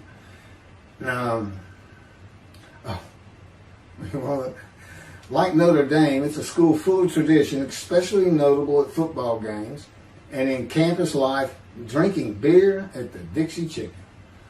I had a good friend in what is now the Volunteer Corps of Cadets, and we've been shooting pool and drinking beer all night on the weekend, and finally left sometime after midnight. I walked my friend back to the quad, Corps Cadet Quad, a large open area where people could gather, surrounded on 4 sides by dorms for cadets only. And I dropped him off at his room. Before he shut the door, he looked at me, and not for the first time, said, "Want to race?" He's fast. We raced many times. I said, yeah. Of course, we were pretty much, we've had a lot of beer. I said, yes. And he went to the end of the hall and took off at the other end of the hall. He was fast, but I was pulling away with just a few yards to go and hit the wall before I could stop and busted my chin open. Blood's pouring out everywhere. People opening doors. Look, that's what the little guy did to the taller guy. I also sprained my ankle. These are my injuries at Texas A&M. I also sprained an ankle so severely playing basketball with football players that I was in a cast for 6 weeks. Those were my only injuries in the 3 years at A&M. It was the gunshot that changed me and everything in my life. I married Denise when I graduated from A&M in '79, just 3 years after graduating high school. I went through it 3 straight years because I had those hours from the first summer. I just went ahead and went the next summer too. And I got out, and the average for most A&M students is 5 years. But I went through in 3. And of course that meant I never dropped a class, which also meant I had a low GPA, grade point average. And I didn't realize how important that was for admission to law school. I was denied admission from every school across the nation I thought I could get into. I did not know how my dad knew about South Texas College of Law in downtown Houston, but he made some inquiries and found out the dean was a graduate of Texas A&M. And we're known for helping each other. We set up an appointment with the dean. I told him of my rather intense home life and wayward ways, and that the A&M had given me a chance to prove myself as a capable student. You know, he hemmed and hawed, looked around the ceiling, and gave me the same opportunity A&M had. 4 summer classes, D average, no fails. I did it. I was terrible at chemistry and math, but it turns out I have good reading and comprehension. It's probably from reading all those science fiction books in school. I graduated in '82, and I did great on the bar examination. Keith Ellis McCarty, attorney at law. Who would have believed it? Which reminds me of verse 1 of Isaiah 53. Who can believe what we have heard? That's what any of my friends would say about me getting out of law school. Much less what's happening today. You go find somebody that knew me in high school, they say, who? Oh, that can't be true. Get out of here. I know him. Forget about it. Chapter 5. 27-year headache. I'm going to pick up with that on another video. And then that'll be it. Some general comments. 5 and 6. I'm not sure what 6 is. Yeah, 27-year headache. I'll go ahead and mention God in one of these accidents. And I won't say anything about the dog who took a hard left between my legs. Just about severed my knee, my leg at the knee. I won't mention that. Or hitting the big Swede on the track. Unbeknownst to me, my arm just took off. I wouldn't have hit him with my right arm. The things he has shown me. And getting gut shot. Yeah, I think I would have figured out, you probably shouldn't be hanging out with this fellow anymore if you're going to be talking to his ex-girlfriend in front of him. Little things like that, he controls my perception.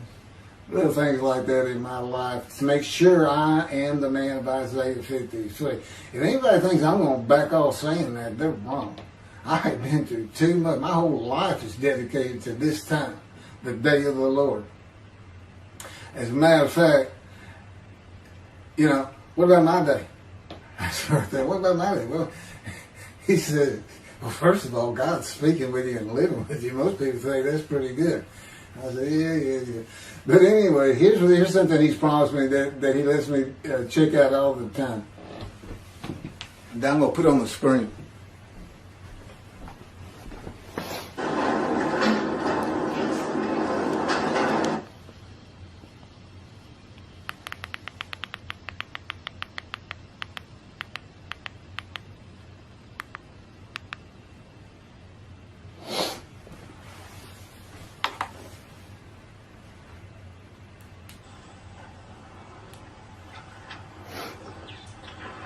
The Radiant GP Cycles, Shorties, Slip-Ons, Cold Startup.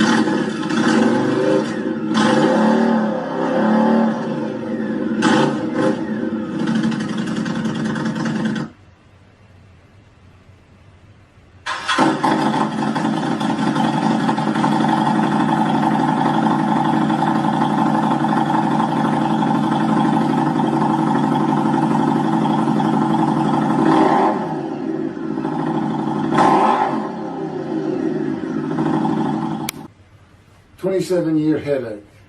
Chapter 5 of the life of God's righteous servant of Isaiah 53.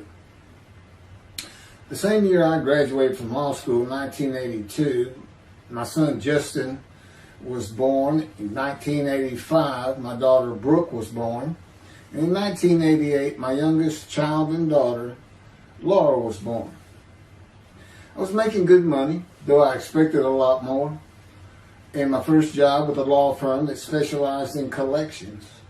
I also tried my first civil case, which, while working there, which was a nerve-wracking event, first trial. The first day I entered the courtroom, the judge asked me if I was a law clerk.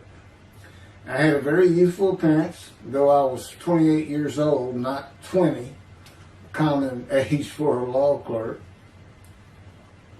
My youthful appearance in junior high school and high school with my long, wavy blonde hair, I usually kept in a ponytail, had way too many people tell me I looked like a girl.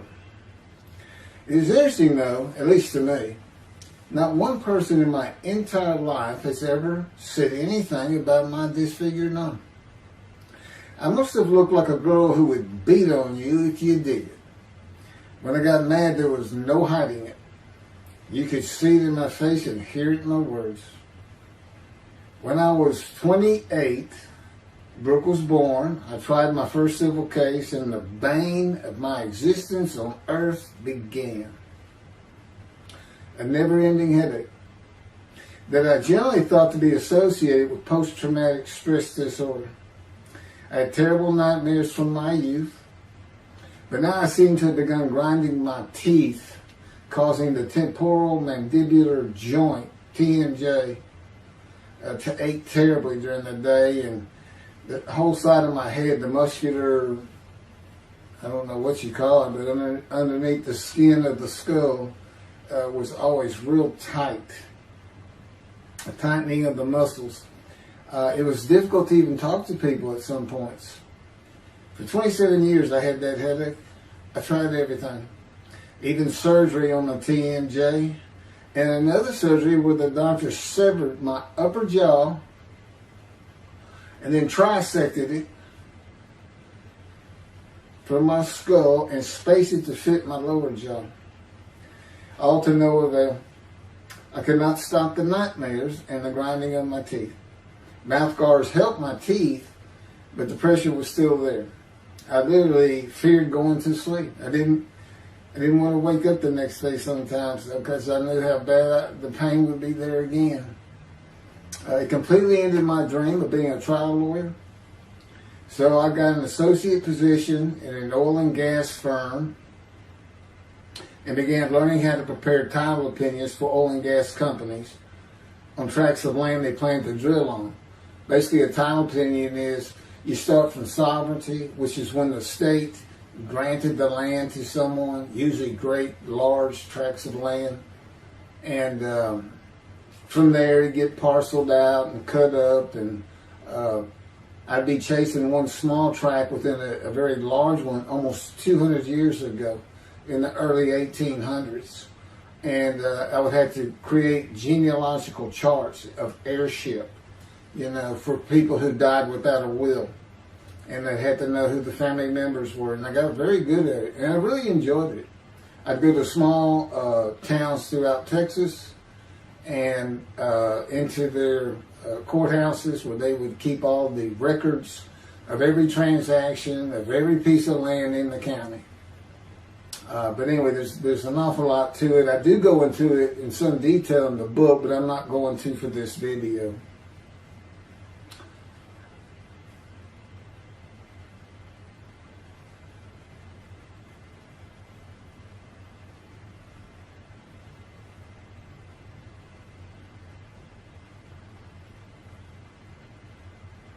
Eventually, I had my own firm. It's just me.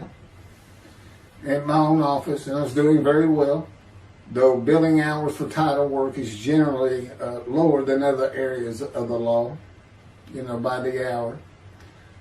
But I had also been involved in multi-million-dollar sales of production between oil and gas companies, probated wills, prepared affidavits of heirship, worked with landmen to fix title defects, appellate work, including arguments before justices, plea bargaining criminal cases for defendants, and anything else that came my way.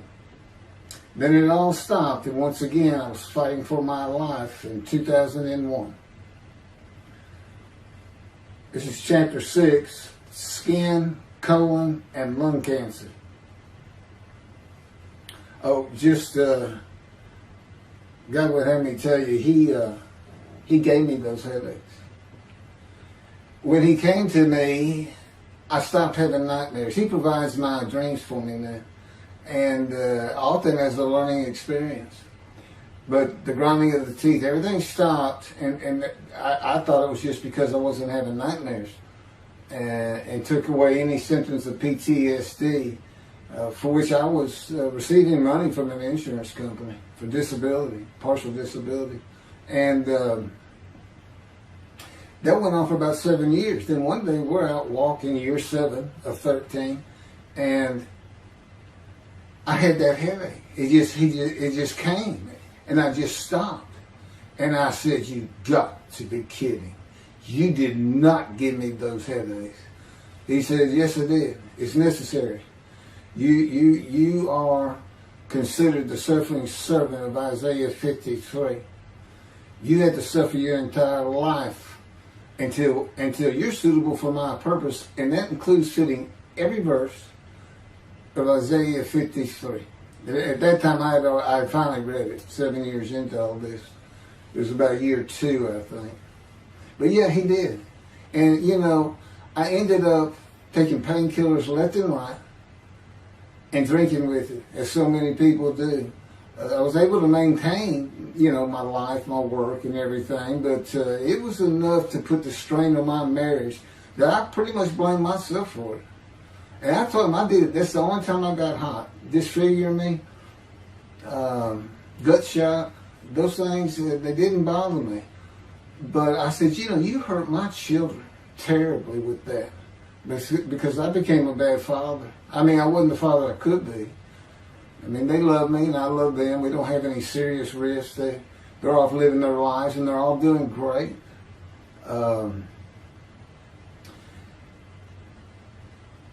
But if they consider themselves anything, they're Christians. And although I don't think any of them are overtly religious, or that they're in church every Sunday or anything like that, but when I started going to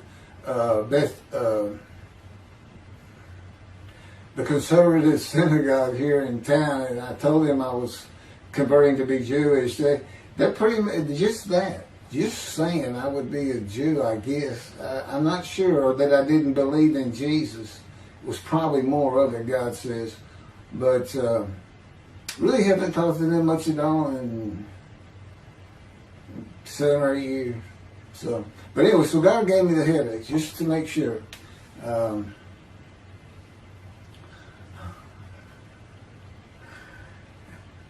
Anyway, I was married to Denise for 18 years, and we divorced in 1997 for irreconcilable differences. We agreed that she maintain custody of the children. The first to leave was Justin, and he came and lived with me. Then Brooke started getting in trouble, who is as tough as she is beautiful. Her mom's very difficult to get along with. Justin was a lot like me at his age, and trouble followed him everywhere he went. Like me, he was hard to talk to, and like me, his getting out of high school was a coin flip. He's doing great. He learned the oil and gas landman business, and I helped him out as much as I could, and friends of mine helped him out even a lot more. And he's very successful now. Married, no children. Laura's married, no children. She's got a great job. And Brooke is married with 2 children. I have 2 grandchildren. Long life, see his children. You'll see what I'm talking about, long life, when I get to the lung cancer that God chose to crush me with. Something had to be done, and to make matters worse, Denise had met a man and they were going to get married. But he didn't want Brooke to be part of their new family, or Justin for that matter. He wasn't going to go stay with them anyway. Now, I had 2 of the children and she had 1, but all still in her custody according to the divorce decree. So anyway, I stopped paying child support on those 2, but had not gotten around to the proper revision of the divorce decree when I took Justin and Brooke with me to live on the Big Island, Hawaii. Laura came with us to visit for a month. This oversight on my part resulted in Denise and now her 3rd husband filing papers in divorce court for past child support for all 3 children, for the time I had begun paying her 1/3 of the original amount. I represented myself. I had won contempt of court and was locked up for a day, but I never had to pay that money. By verbal agreement, I sent Laura back exactly 1 month later. I could not leave her out, and I wanted her to see where her brother and sister would be living. They were all so close and protective of each other, and still are to this day. And she was so sad. One of the hardest and emotionally painful things I have ever done was put her on the plane back to Houston. I can't think of anything else. The backdrop to moving to Hawaii was my firm was in dire need of new work. But the oil and gas industry was down. It's always up and down. And my clients were not drilling. A landman I knew called and said his sister in Hawaii, a brilliant eye doctor, but not a good businesswoman, needed help resolving creditor issues stemming from her new offices and equipment purchases. I told him it was a good time for me, as things were slow, and who's going to turn down a free expense trip to the Big Island, Hawaii? So I went and took care of everything without charge, but of course everything was paid for. When I came back to live in Hawaii, at the urging of the doctor that I had helped, who did not like the look of an abrasion on my chest, and it had been there for years, I was examined by a friend of hers, and it was cancer. I don't remember what the doctor called it. He removed it in surgery with a 6-inch diameter circular cut, and it was not malignant. I could practice in just about any area of the law, and all I had to do was pass the Hawaii bar exam, one of the toughest in the nation. While studying for the bar, my body, all at once, in a moment, told me something bad was wrong with me. I had been running, swimming, riding my bike everywhere I went, letting Justin have the car, and had been feeling good and strong. In a moment's time, I was weak and sick while grocery shopping, and there was a pain in my belly and my abdomen. I did not know it, but a large tumor in my colon had burst through my colon, and I was bleeding internally. I did not go to a doctor, which I guess is my nature. That, and I did not have medical insurance. Anyone asking anyone for help unless things were at a critical stage, such as a bullet wound, was something I couldn't do. There's all kinds of personality disorders. I thought surely it would pass, and decided to just give it time and bear up to the abdominal and belly pain. I continued studying and took the Hawaii bar on Oahu in Honolulu in the summer of 2001. I had lived in pain for so many years from my headache, and passing the bar was so important. I just kept going day by day. Pain was getting worse, and but I kept exercising. It's the only time I didn't focus on the pain. I had always been a fast healer, and I thought in any day it would just go away. I finally could no longer take it. Brooke, it turns out, was in Houston visiting with her mom, and I left Justin at our little, we call it the Little Green Shack. There wasn't much to it. We weren't there very often, really, except to sleep. And went to Houston to find a doctor for diagnosis, staying at my parents' townhome, which is where I'm at now. I had allowed my major medical insurance to lapse using premiums for child support when things had gotten lean. I just needed someone to tell me what was wrong. I would find a way to take care of whatever the diagnosis was. Early September, I was close to dying, lying on the floor of a dingy apartment of a friend who traveled for work. I could no longer get up to even try and get medical help. And I had not told anyone how bad it had become. Then the planes hit New York. Seeing how grief-stricken so many relatives were on the news, I began to think for the first time how awful my children would feel when they found out how and where I died all alone. So I asked my father, again, it's hard for me to ask people for things, for the money to pay for a colon examination that had been suggested by a doctor at one of those clinics you find in a strip mall, the only places I could afford. The doctor who performed the colonoscopy finally found what was making me so ill and unable to eat. A malignant tumor 6 to 8 inches long that had burst through my colon, and I was bleeding internally. You know, I come out of anesthesia, partial anesthesia, and he's holding this picture, and there's this great big purple blob, and he says, I couldn't get the scope past this. It's not a good way to wake up. To say it crushed me in my life is an understatement. The pain, the weight loss, inability to eat, all I could do was drink calorie drinks. Began about 4 months before the colon examination. That was 4 months of sheer pain. But as it turns out, I did pass the Hawaii bar exam. It was now early October 2001. The doctor told me, look, you don't have insurance. Go to Bentop Hospital. That's the hospital I went to when I got gunshot. I prefer gut shot. It sounds better. Yeah, man. And he gave me the pictures from the procedure showing what he could not get the scope past. Just shaking his head and saying, you should have come in much earlier. So I went to Bentop thinking I was here in 75 on October 5, dying. But I did survive, and here I am again on the first week of October 2001. I showed the pictures to the admitting nurse. Instead of them sending me to the waiting room, she just looked at me and she said, this is a public hospital. I mean, you can wait all day long to have a cold check. She looked at me and said, why did you wait so long? And how are you still alive? And I told her, I have no idea. She did not send me to the waiting room, but had an orderly take me immediately to a room.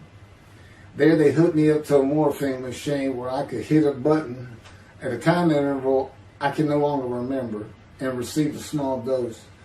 I do know I never missed one. I was very depressed, and my parents who waited in that line for admittance with me looked so sad and depressed. It was not one of my better days, though I finally had some pain relief.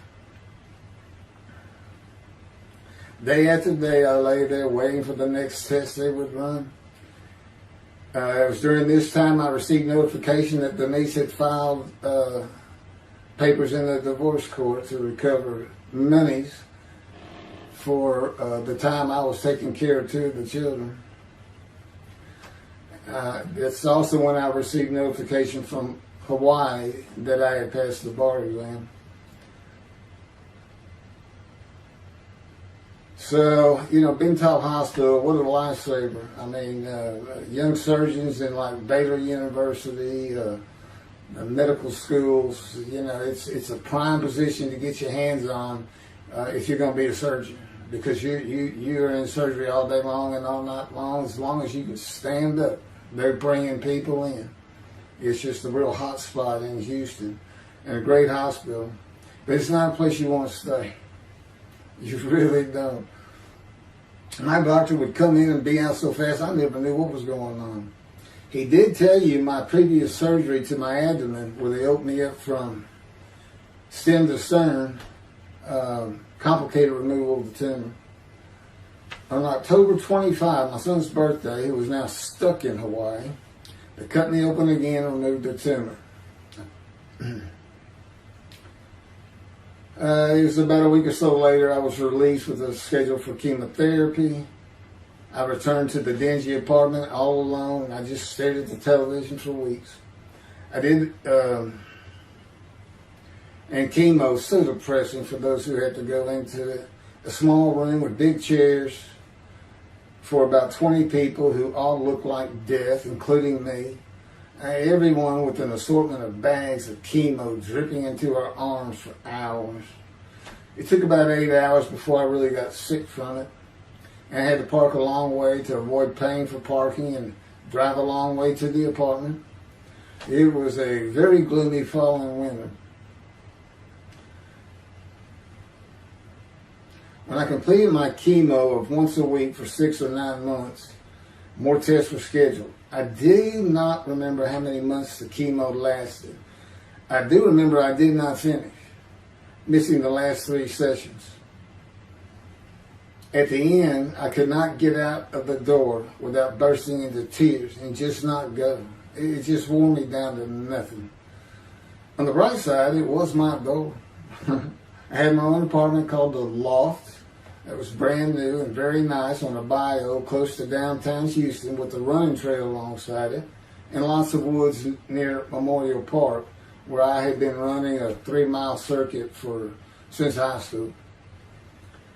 I returned to Ben Tom for follow-up tests, including x-rays on my chest, and the colon cancer had not returned then and to this day. The chest x-rays were another matter entirely. The doctor told me he had bad news and showed me the x-rays telling me the white spots I was seeing was cancer. They were everywhere. Lungs full of cancer, he said, at a stage I could not be treated with any success. My dad was with me, and I asked the doctor, well, what does that mean? And when he said you need to prepare for death, the look on my father's face was so sad and hurt at the same time I'll never forget. And we've been through some tough things in this house.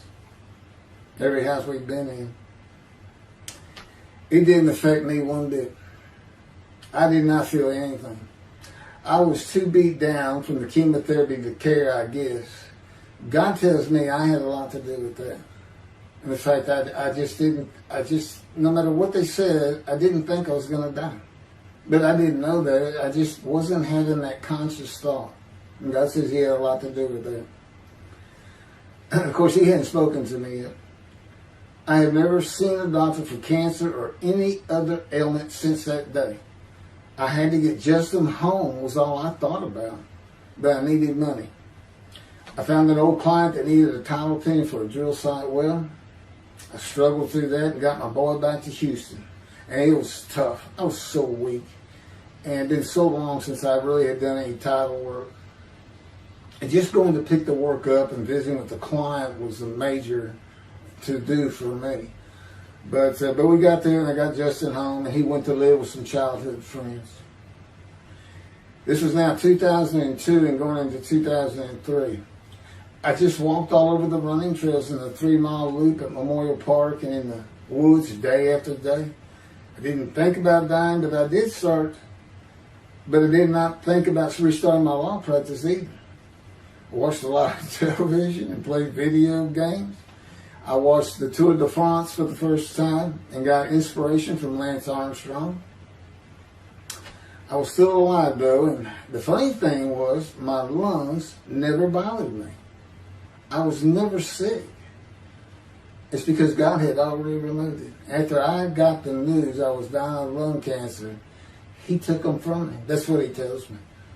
And I don't have any symptoms. Well, as you'll see right here, in 2005, I picked up some title work here and there and made an office out of my loft. I bought my first motorcycle, soft-tailed lowrider Harley Davidson.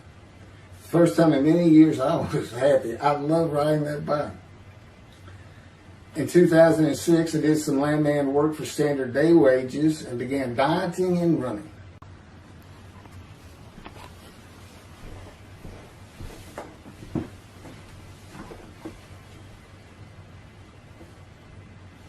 Once again, my camera only goes for 29 minutes and 59 seconds, and I'm going to back up just a little bit. In 2006, I did some land work for standard day wages and began dieting and running. I had never been a swimmer in terms of training for it. I love the water and swimming, but I never trained with laps at different paces and various distances. Mostly because I was so slow, because of my right arm. I was reaching an age, though, where endurance in my running was more important than speed. And so endurance swimming was too. In Hawaii, I had seen the athletes come to Kailua Kona, where we lived and where the Ironman triathlon begins and ends. Matter of fact, my little green shack was just right on the route where they start. That was a fun week. It was amazing watching the athletes train and prepare for the race. I would think to myself, a human being, the human body cannot do what they are doing. Yet they were and they did. It's just amazing. I decided to learn how to swim more efficiently and how to train for distance and endurance. Get a regular and triathlon bike and enter some triathlons. I was still alive and finally a direction and purpose in my life. Training every day for long periods of time. It really helped with my headache and I slept better. In 2007, I signed up for the March 30, 2008 Lone Star Half Iron Triathlon in Galveston, Texas, and the October 5, 2008 Longhorn Ironman 70.3 in Austin, Texas. You cover 70.3 miles, and you got to do it under 8 hours. And I did real well in the first one. As far as my time, it's 7 hours and a little bit, but I barely made it without disqualification in the one in Austin, and it was primarily because of the hills. It's this very hilly area in central Texas, I guess. But I did make it, and swore I'd never do another one. But I did that after the first one too. It's tough. My insurance was still paying for my inability to work, primarily based on the headache and a diagnosis of PTSD. So I was not working, and I got real serious in training to swim the 1.2 miles in the ocean, and that would be in Galveston and in a lake in Austin, 56 miles on the bike, and a half marathon, 13.1 mile run. That's what I was able to do with a diagnosis in 2001 of lung cancer that could not even be treated, stage 4. And that's just about impossible. It would take a miracle of God for that to happen, because generally you're going to die within 1 year. They say if you get lucky with good medical treatment, you might make 5 years. But 1 year is the standard, if you can make it that long. That's my proof that I offered myself to guilt for God. Because you can't, it's not something provable. All you can do is show the result of that offer. And again, guilt's an emotion. I got way too many videos and everything to get too detailed on it. But that is the proof. You know, I got the colon cancer 20 years ago when the planes hit New York. And it was Oh, that was 2009, right. Too many things go through my mind when I start thinking about those cancer years. But God, He removed it. He had something for me to do, but that's verse 10. God chose to crush him with disease. And as I've mentioned, the reason he chose that is to show that I was blemished, defective, could not possibly be an offer for sacrifice, because he knew what the Gentiles were going to do. They were going to put an unblemished lamb in there and call the Jewish people's Bible their own, and use the laws of Leviticus, not unlike Mr. Toby, a singer, and his 6 million blemished ram sacrificed by Hitler, the righteous servant of God. That's how that seems to read. He's welcome to, respond any way he wants to do that, but it's on the video, it's in the book, it's in quotes by him. It's from his midrash, from his site, and he said, share this with everybody. Everybody can take it and just share how great my knowledge is. Well, it's lacking in some areas. There's any question he's an intelligent man, but his reasoning capabilities, in my opinion, at least as to Isaiah 53, are severely wanting. I am that man. And God's going to give the Christians hell with it, and with me. Just like I just heard this for the first time on the video, when all of a sudden he had me say that Jesus announced he wasn't the man of Isaiah 53 on the cross, when he said, Father, Father, Father, why are you forsaking me? Because he was about to die. In Isaiah 53, who he thought he was, and he's not, who he didn't fit the verses, but he thought he was supposed to be exposed to death, but given long life. So boldly he goes into the Roman Jerusalem and gets himself taken up. He's not worried. Delusional, yeah, maybe. But as far as I'm concerned, he's nothing but a story. He never existed. And the story starts with the Essenes of the Red Sea Scrolls and the teacher of righteousness. Real quick, I'll go over that. Here's the thing. Their founder is called the teacher of righteousness. Okay? They were great followers of Isaiah. They had the great scroll of Isaiah. They're prolific writers and copyists. They had their own gate at Jerusalem. The Essenes Gate. Now, the New Testament never mentions them. You got Pharisees, Sadducees, Essenes, but they never mention an Essene. And Jesus, quite frankly, would have been one of them, because they embody who he is. They didn't like riches, hated sinning. They didn't like material things. They removed themselves from Jerusalem, in the most part, to those caves by the Dead Sea for that very reason. But they did have a gate. They still had people who would be there. And you know what they would do at the gates? Tell stories. That's what you do. You tell stories. And it is a great story. Here's this guy. He's connected with God. Back then they believed men were gods. Caesar was a god. Over in Egypt, you had the same thing going on. It's a common thought that men could be gods. And this story just springs up. And there didn't any question. They'd have gone and questioned it. I mean, they're sitting right front and center in Jerusalem. You think they didn't hear about this man walking on water, raising the dead, feeding 5,000 with 2 fish and 5 loaves? Turning water to wine. That alone, Rome would have said, Caesar would have said, he does what? He turns water to wine. Bring him to me. Don't touch a hair on his head. You don't kill the man who turns water to wine. You send him out with your armies. Make your men happy. It's there's so many ridiculous aspects to it. Most particularly, God performed a human sacrifice for the sinning Gentiles. He's left the sinning Jews for the sinning Gentiles. But he gives them an out, these Gentiles, not his chosen. He gives them an out. I know, I'm going to kill my son for you. So that you'll be forgiven of violating my commandments and laws. If anybody knows God, and the Jews do, and I know him like nobody's business, that's not him. That's not him. I mean, he told the Jews, I'm never going to leave you, but I will punish you. Now, that's him. That's him. And he'll put you through hell just to make you a better person, a better people. And he has no plans of changing that. He's not going to change the minds and the thinking of billions of people to make them love the Jew. He's just not going to do it. And the practicality is he didn't create man for him to even be able to do that. Now, he could have created humanity where he could do that.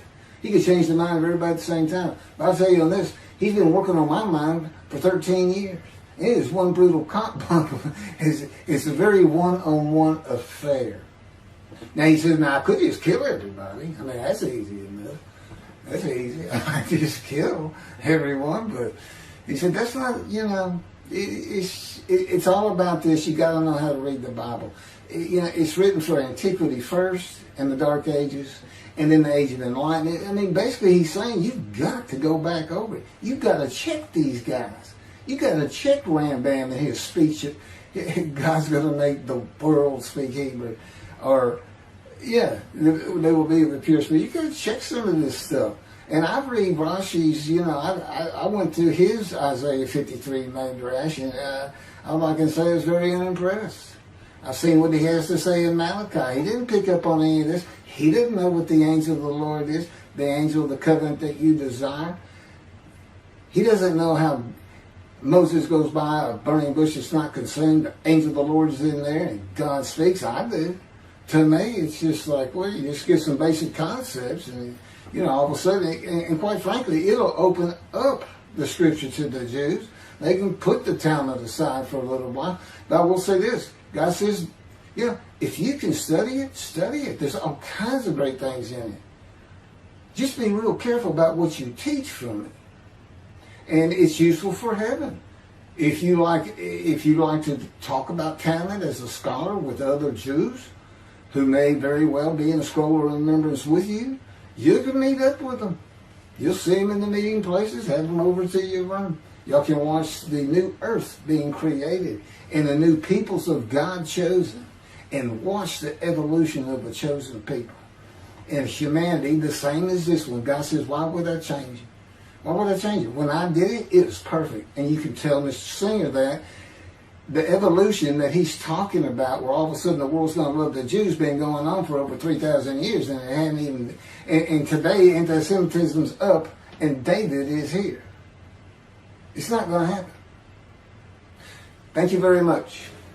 I will be doing. Was that 5 and 6? Yeah, that was 5 and 6. Now the book picks up at chapter 7. It's on a video when God first speaks to me. And it's very interesting. And we'll still be putting some videos out. But I've pretty much covered all the major material. Everything from Isaiah 53 and the day of the word, Lord. There's a few more things. And it's a better read than it is a video watch. But, for those who like to read. But it's covered very well in these videos. And now that I put in the personal part in, which is to show how I fit Isaiah 53, and you see the difference in my life. Now, that's a life of suffering.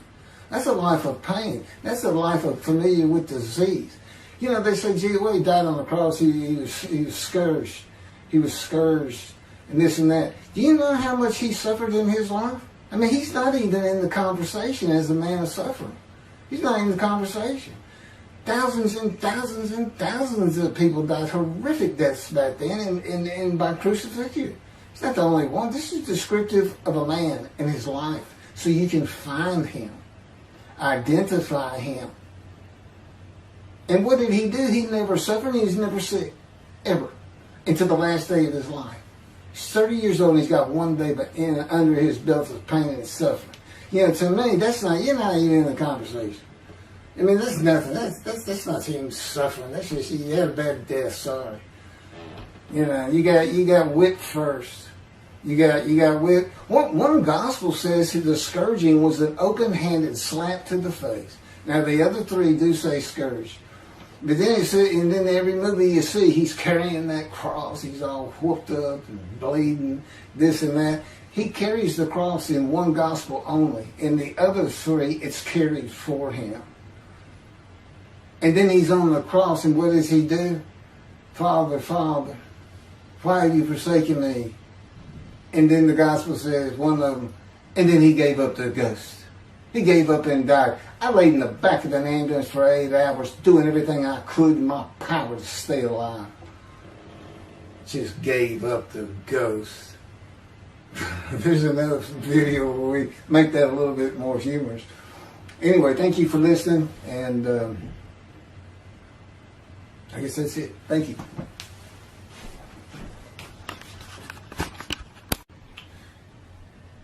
This is a video that leads into a brand new, very distinct, not heard from before, commentary on Isaiah 53, which begins actually in Isaiah 52. It's comprised of 7 videos I put together in the last month or so, and I'm just putting them all together with a lead-in video explaining these things and why it's so new, novel, and has such a different view of the scripture from that which Judaism teaches regarding a messianic era when David comes, the descendant of David. They often refer to him as King Moshiach. Moshiach means the anointed one. And you'll get the idea from the title of this video real quick. God speaks to an atheist. And it began like this. The doctors who gave me 1 month to live from lung cancer in 2002 that developed from my colon cancer metastasizing would have been surprised that I was still alive, to say the least. I had stopped thinking about the lung cancer years before. The white spots in the x-rays that filled my lungs, like the stars in the night, did not inhibit my breathing or slow me down in any way. At this point in time, I'm training for my first triathlon.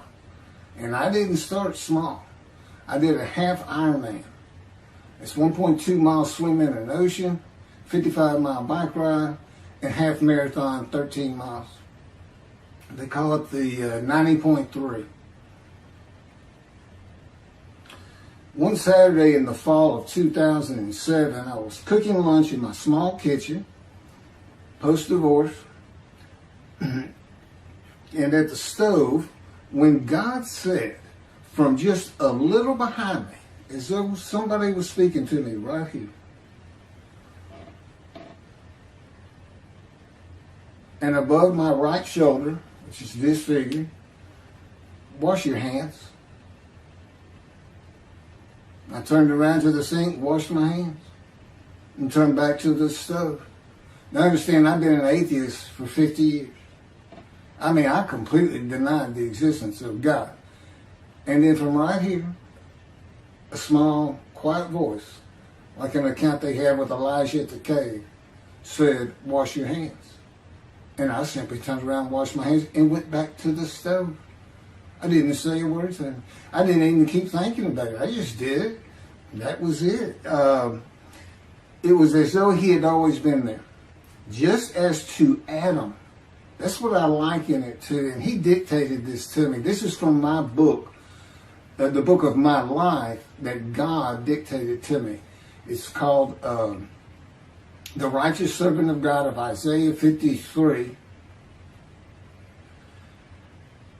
No, the life of God's righteous servant of Isaiah 53. And he put it together.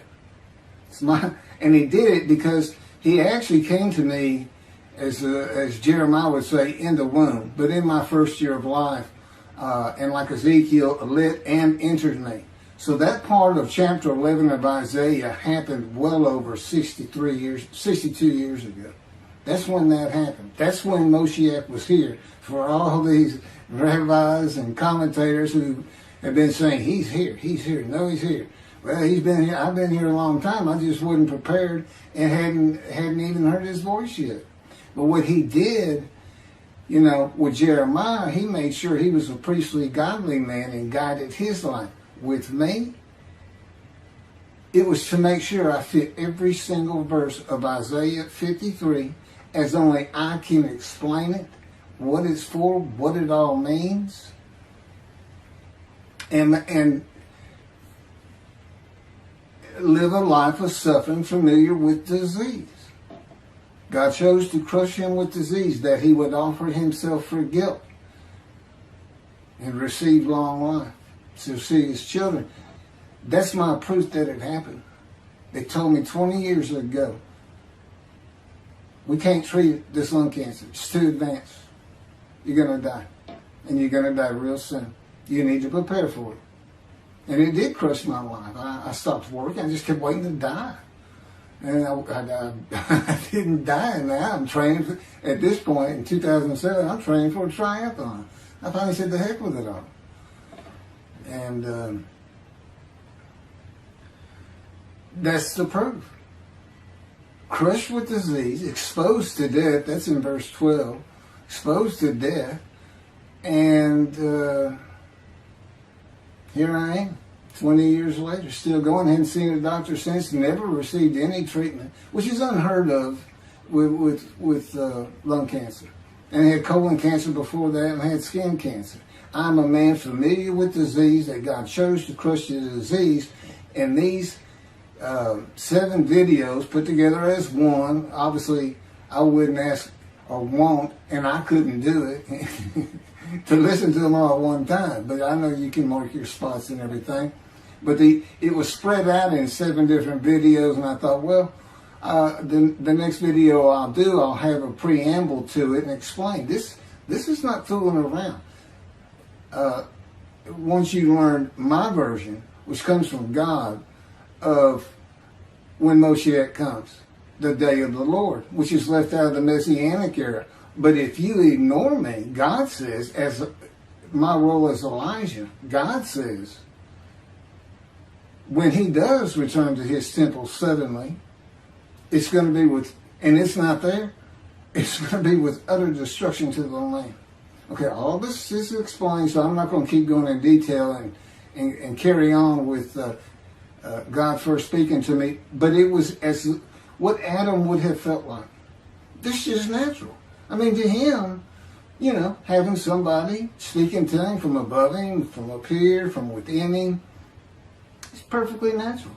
And he wouldn't be falling down in reverence and I'm not worthy and all that. It would just be, this person is always talking to me and telling me what to do. The fact that he doesn't see him wouldn't probably enter into his mind. Just, you know, that's just the natural order of the world for Adam and me. Particularly today, 13 years later. Still in God's fire of refinement, preparing me. And now we have the books, they're unpublished. Jewish publisher, Christian publishers, I dare not even send it to them. Because how harsh I am on Jesus Christ, who said he was the man of Isaiah 53. And it's because of him I had to get crushed with cancer. That's what that's all about. God doesn't have to crush you to make you offer yourself for guilt. He just seized Ezekiel and put him through the fire of refinement, the anguish of it, and sent him off to be a prophet to the Assyrian, Babylonian exiles, of which he was one, actually. The book of Ezekiel is the key to Isaiah 53. That's my backup. See, God, these videos, everything, the way where he put angel of his presence and Holy Spirit, that Judaism doesn't recognize. A host of the Lord's host. It's in the book of Joshua, one time. He did it so they wouldn't find it. He knew what this was going to be about. These are my proofs. This is what it's all about. He set it up for me to be this controversial. You just got to take the Messianic era of Judaism and toss it out the window, and you'll understand why, when God has me explain it to you. He controls everything I do, think, and say.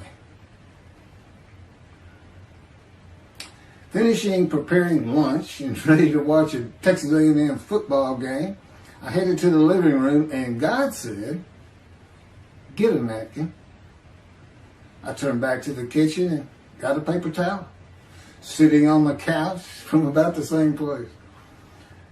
Sitting on the couch with the television on and my plate in my lap, God said, "Get your TV tray." I got up, set my TV tray in front of me, and placed my plate on it, began eating and watching the game. That night, I was in bed reading a book. From the doorway, God said,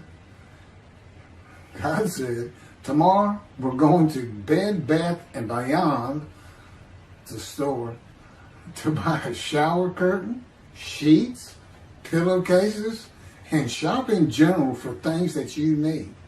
I said, "Okay," and continued reading my book. That's God spoke to an atheist. That's how it started. We call it the early years now when we talk about it.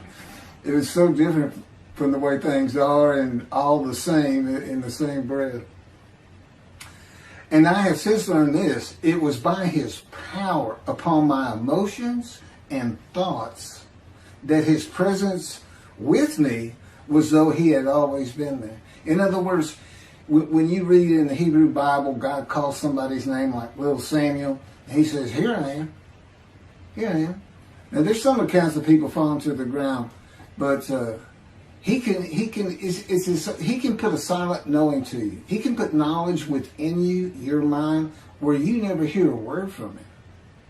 In other words, put into your mind the God of all creation is about to speak to you, and he doesn't have to say stay calm. He controls emotions.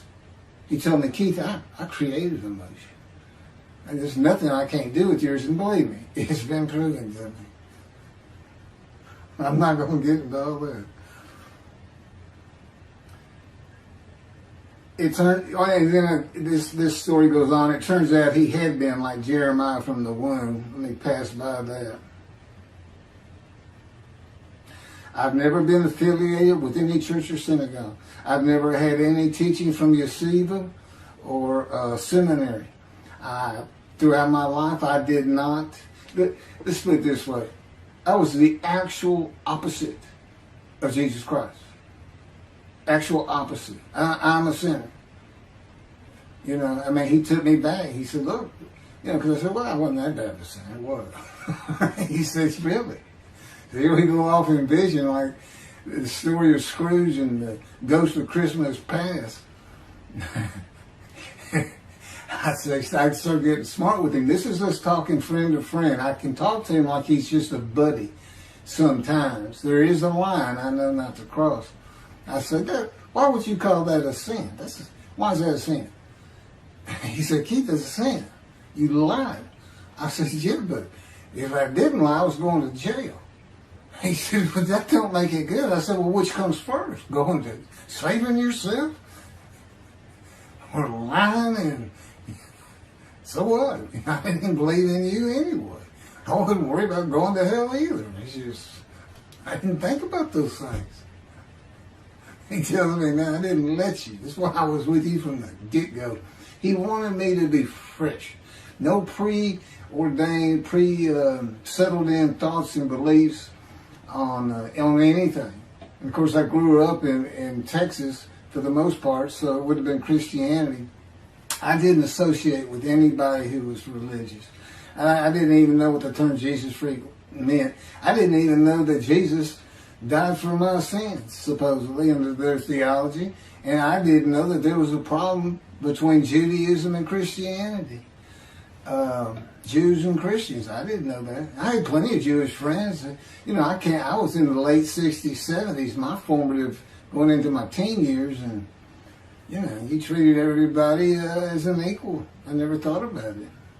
Including African Americans, who in my day, we just said blacks. I guess that doesn't go anymore.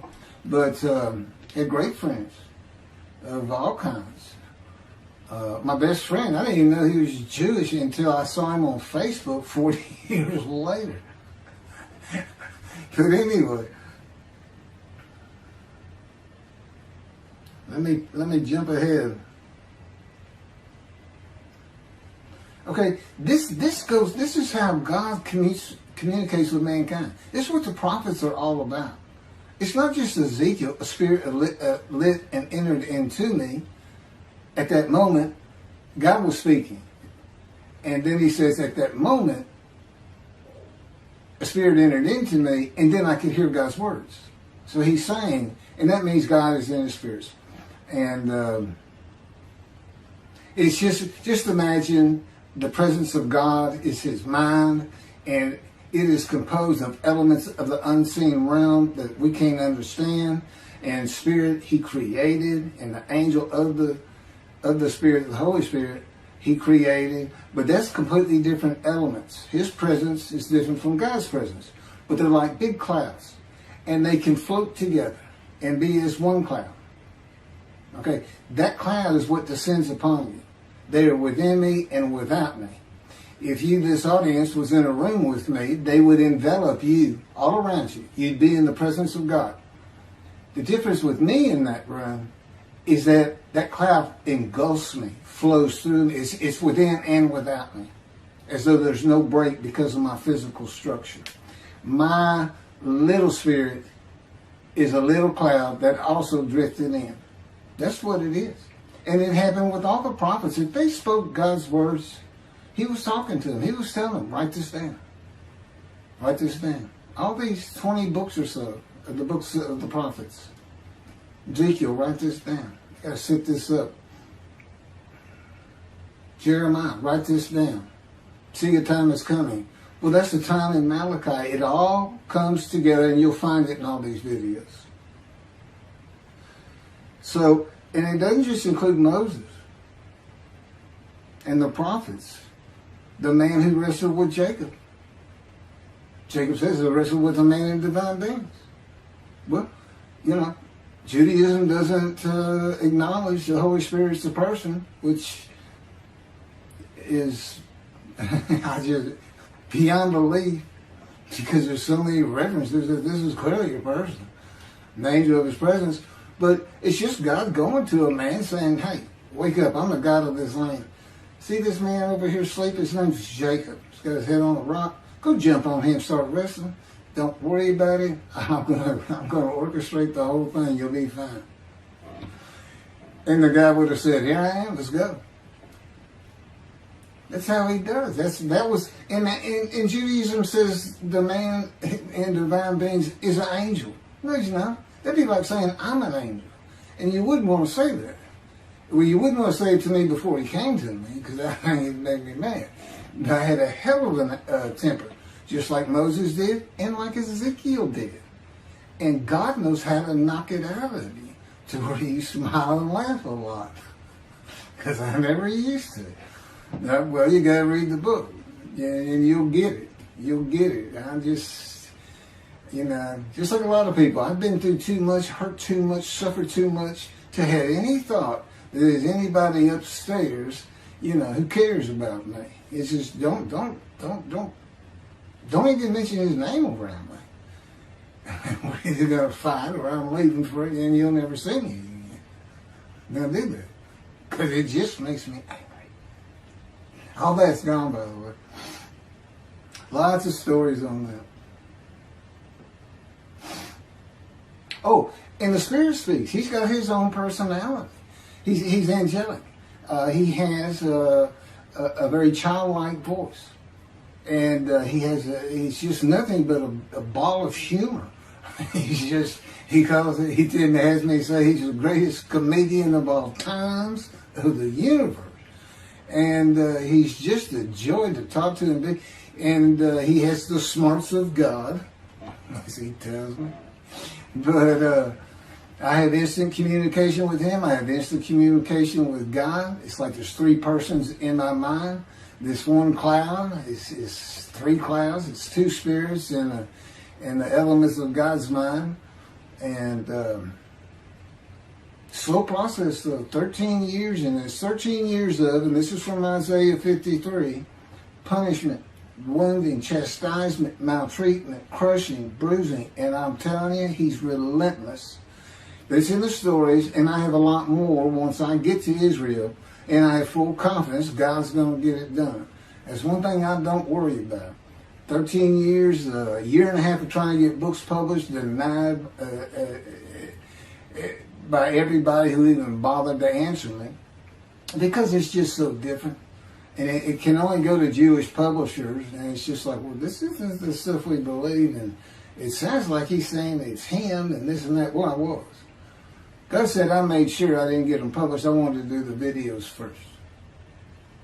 You see, I'm not on the executive committee. I don't know what's going on 99% of the time. I don't know what I'm going to have for dinner. I no longer have self-will.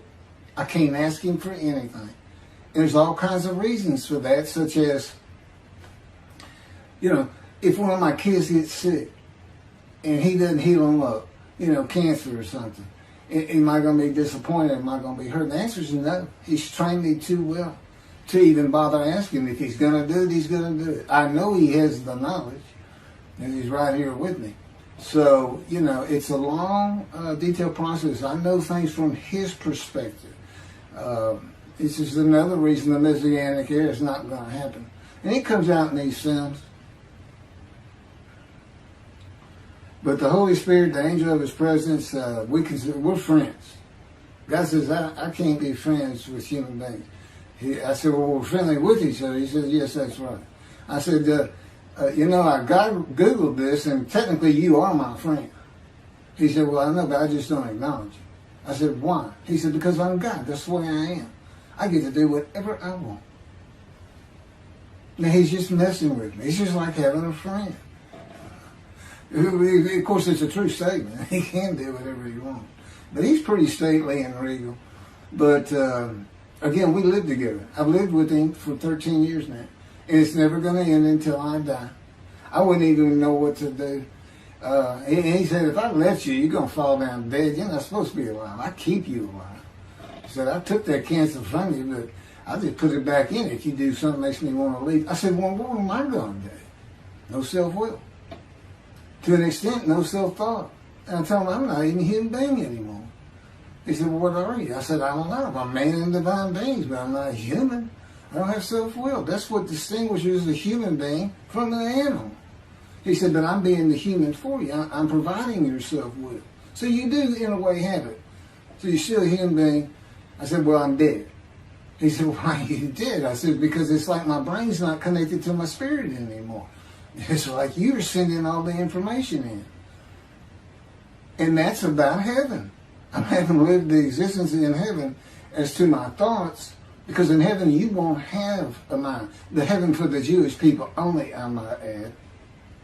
You won't have a mind. God's got to provide it for you. He's got to be you for you as a completely new and different creature. But still you. It's a very amazing story on how that does. And I'm taught all these things and literally experience them, not only in the real, but in visions. I've had more visions than, if you count every single vision in the Hebrew Bible and the New Testament, I've had easily double that. And I'm a walking visual. God's communication, and this actually shows up in the story of Moses. He won't let me tell right now. But he puts images in your mind. Instead of saying a sentence, you get something in your mind, a picture.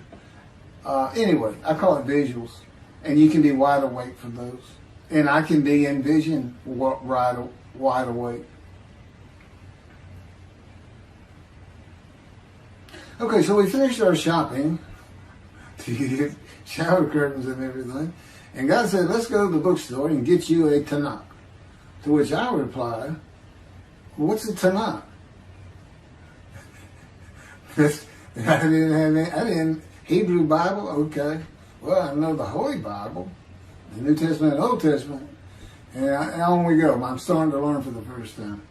At Barnes & Noble's, we looked at all the Hebrew Bibles and purchased the Jewish Publication Society's Tanakh, the Holy Scriptures, which is a translation that began in 1956. It was published in 85. Men who spent 30 years on the Leningrad Codex, the oldest Hebrew Bible in existence. They started from scratch. I hear these rabbis and people saying, well, I know what these translations are, this and that, and this, and God says, just go with the JP is. They hit it right just about every single time. I've only found one thing that I don't understand how they missed it, but it's in 53. This is the 1985 edition. That's the best translation you can get out there. And I don't just hear God speak to me. His presence is heavy.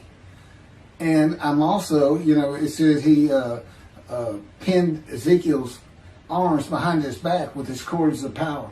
And by his cords of power, Ezekiel could not leave his house. That's in Isaiah 53. He took him from the land of the living. Took him from society. The man of Isaiah 53 lives, so he's taken from society, but that doesn't, from the land of the living, that doesn't mean he died. And there's no crucifixion in 53. So you start to see how Ezekiel is so important in this. And that's where you find out about the covenants of friendship that come with God in the day of the Lord when Moshiach comes. Again, you don't hear anything about it in this Messianic era. I'll tell you this. I think the Jewish people are going to like this better.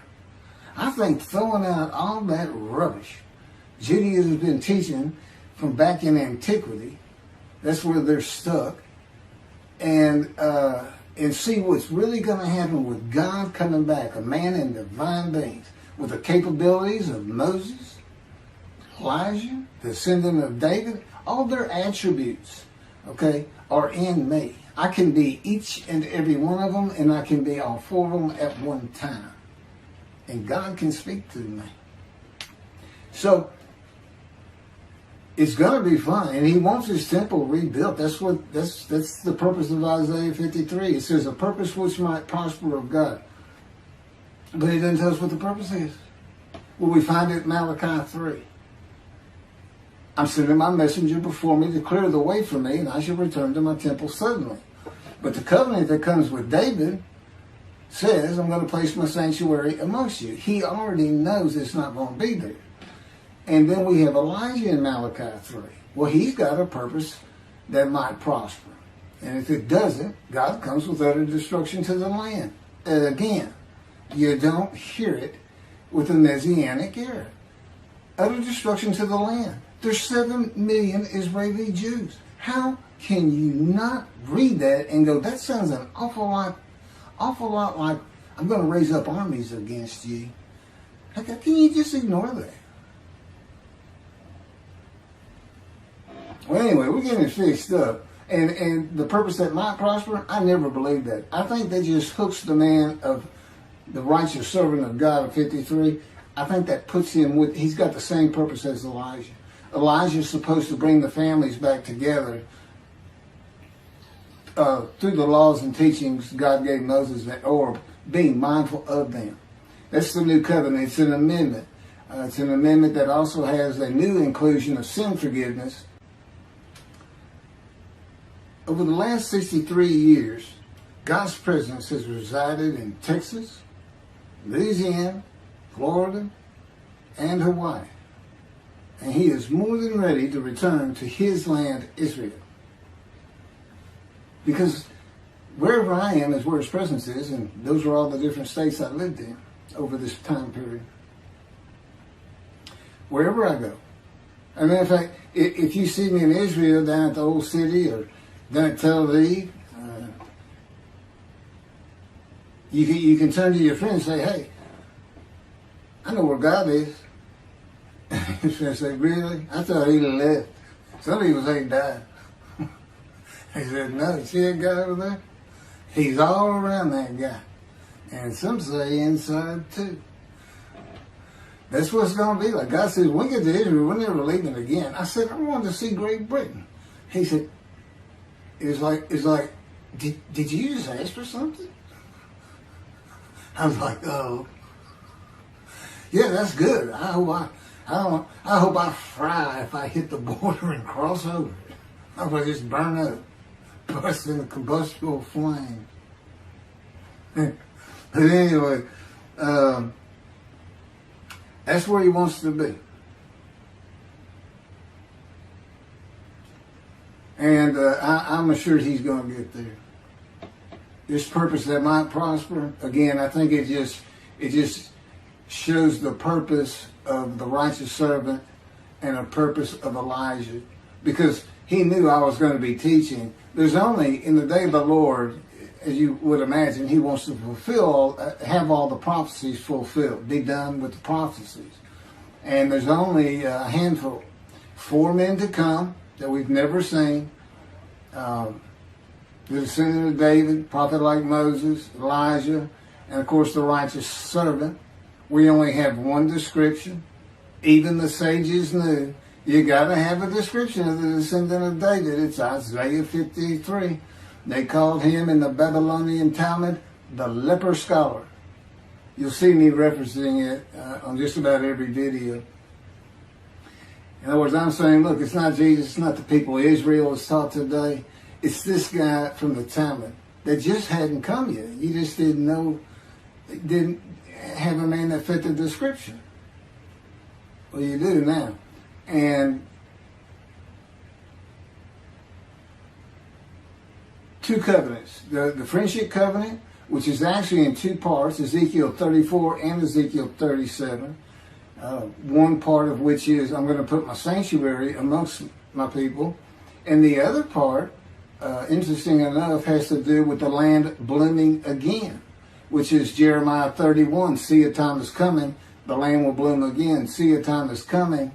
The cities, after desolation of many years, 2,000 plus actually, will be restored and Jerusalem rebuilt. And the Jews shall never be defeated again. Okay, now we just talked about utter destruction likened to armies being raised. But here it is in this friendship covenant, Jerusalem being rebuilt. If that's done, then you'll never be defeated again. So, you look at it and go, well, there's kind of a problem between those two.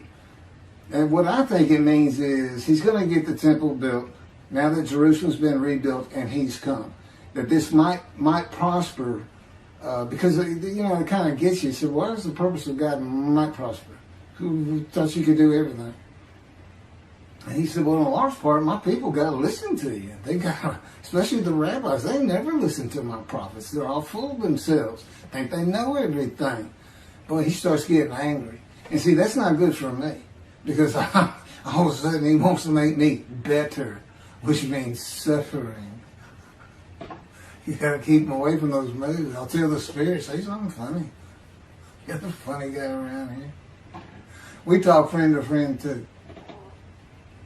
Well, anyway, I'm going to let you. There's a lot more, but this story's in my book. Hopefully, after spending time and understanding who I am, that this is here. It's happening. I don't care what the rabbis think or say. Look, I'm a prophet of God. I'm a man in divine beings. If I say something contrary to what they think and say and believe, they're wrong automatically. It's a given because God is the one telling me all these things. It's His book. They're wrong automatically. And He is livid that I'm having this problem with Isaiah 53 being the people Israel. Well, it's in the videos, but you ought to see the arguments they really put back before that for Isaiah 53:10 and other verses. Rabbi Tovia Singer, Irish Judaism, he went Christian. The Christians went to the laws of Leviticus, animal sacrificial laws, and said Jesus is the unblemished lamb. That's why, and they're using, Leviticus, where you could offer a lamb and for unintentional sins, but nevertheless, they turned it into he was a human sacrifice, which he says himself. He says, God no longer wants bulls and goats for sin. He prepares my body for sacrifice. It's human sacrifice, and God made the sacrifice to Gentiles so they didn't have to obey His commandments and laws. From an atheist who comes in with no religious background, I read that and I look up face to face with God wherever He is that moment, and I say, you got to be kidding me. People believe this? He said about 2 billion right now. said, I'm not going to bother trying to tell you how many there's been in 2,000 years. God made a human sacrifice to me so I can go to heaven and I can go kill somebody if I want to. I can go rob somebody. I can go beat my wife and my kids. I accept Jesus again. God was teaching me the New Testament, and this guy at one of these mega churches came up to me and says, you know, if you do accept Jesus Christ, you're not just forgiven of all sins that you have committed. You're forgiven of every sin you're going to do in the future. I said, really? He said, yes, really. He said, Jesus knows you're going to do it, and he already forgave you. I said, what? Okay. So, if you're a Christian, you can just sin all the time, because Jesus knew you were going to do it. I hadn't actually heard that taught, but that's the effect of it. Okay. Next year in Jerusalem. Enjoy the books. Don't try to listen to the videos. Don't try to watch them all at one time. But what I did is I put them together for you in the order they should be.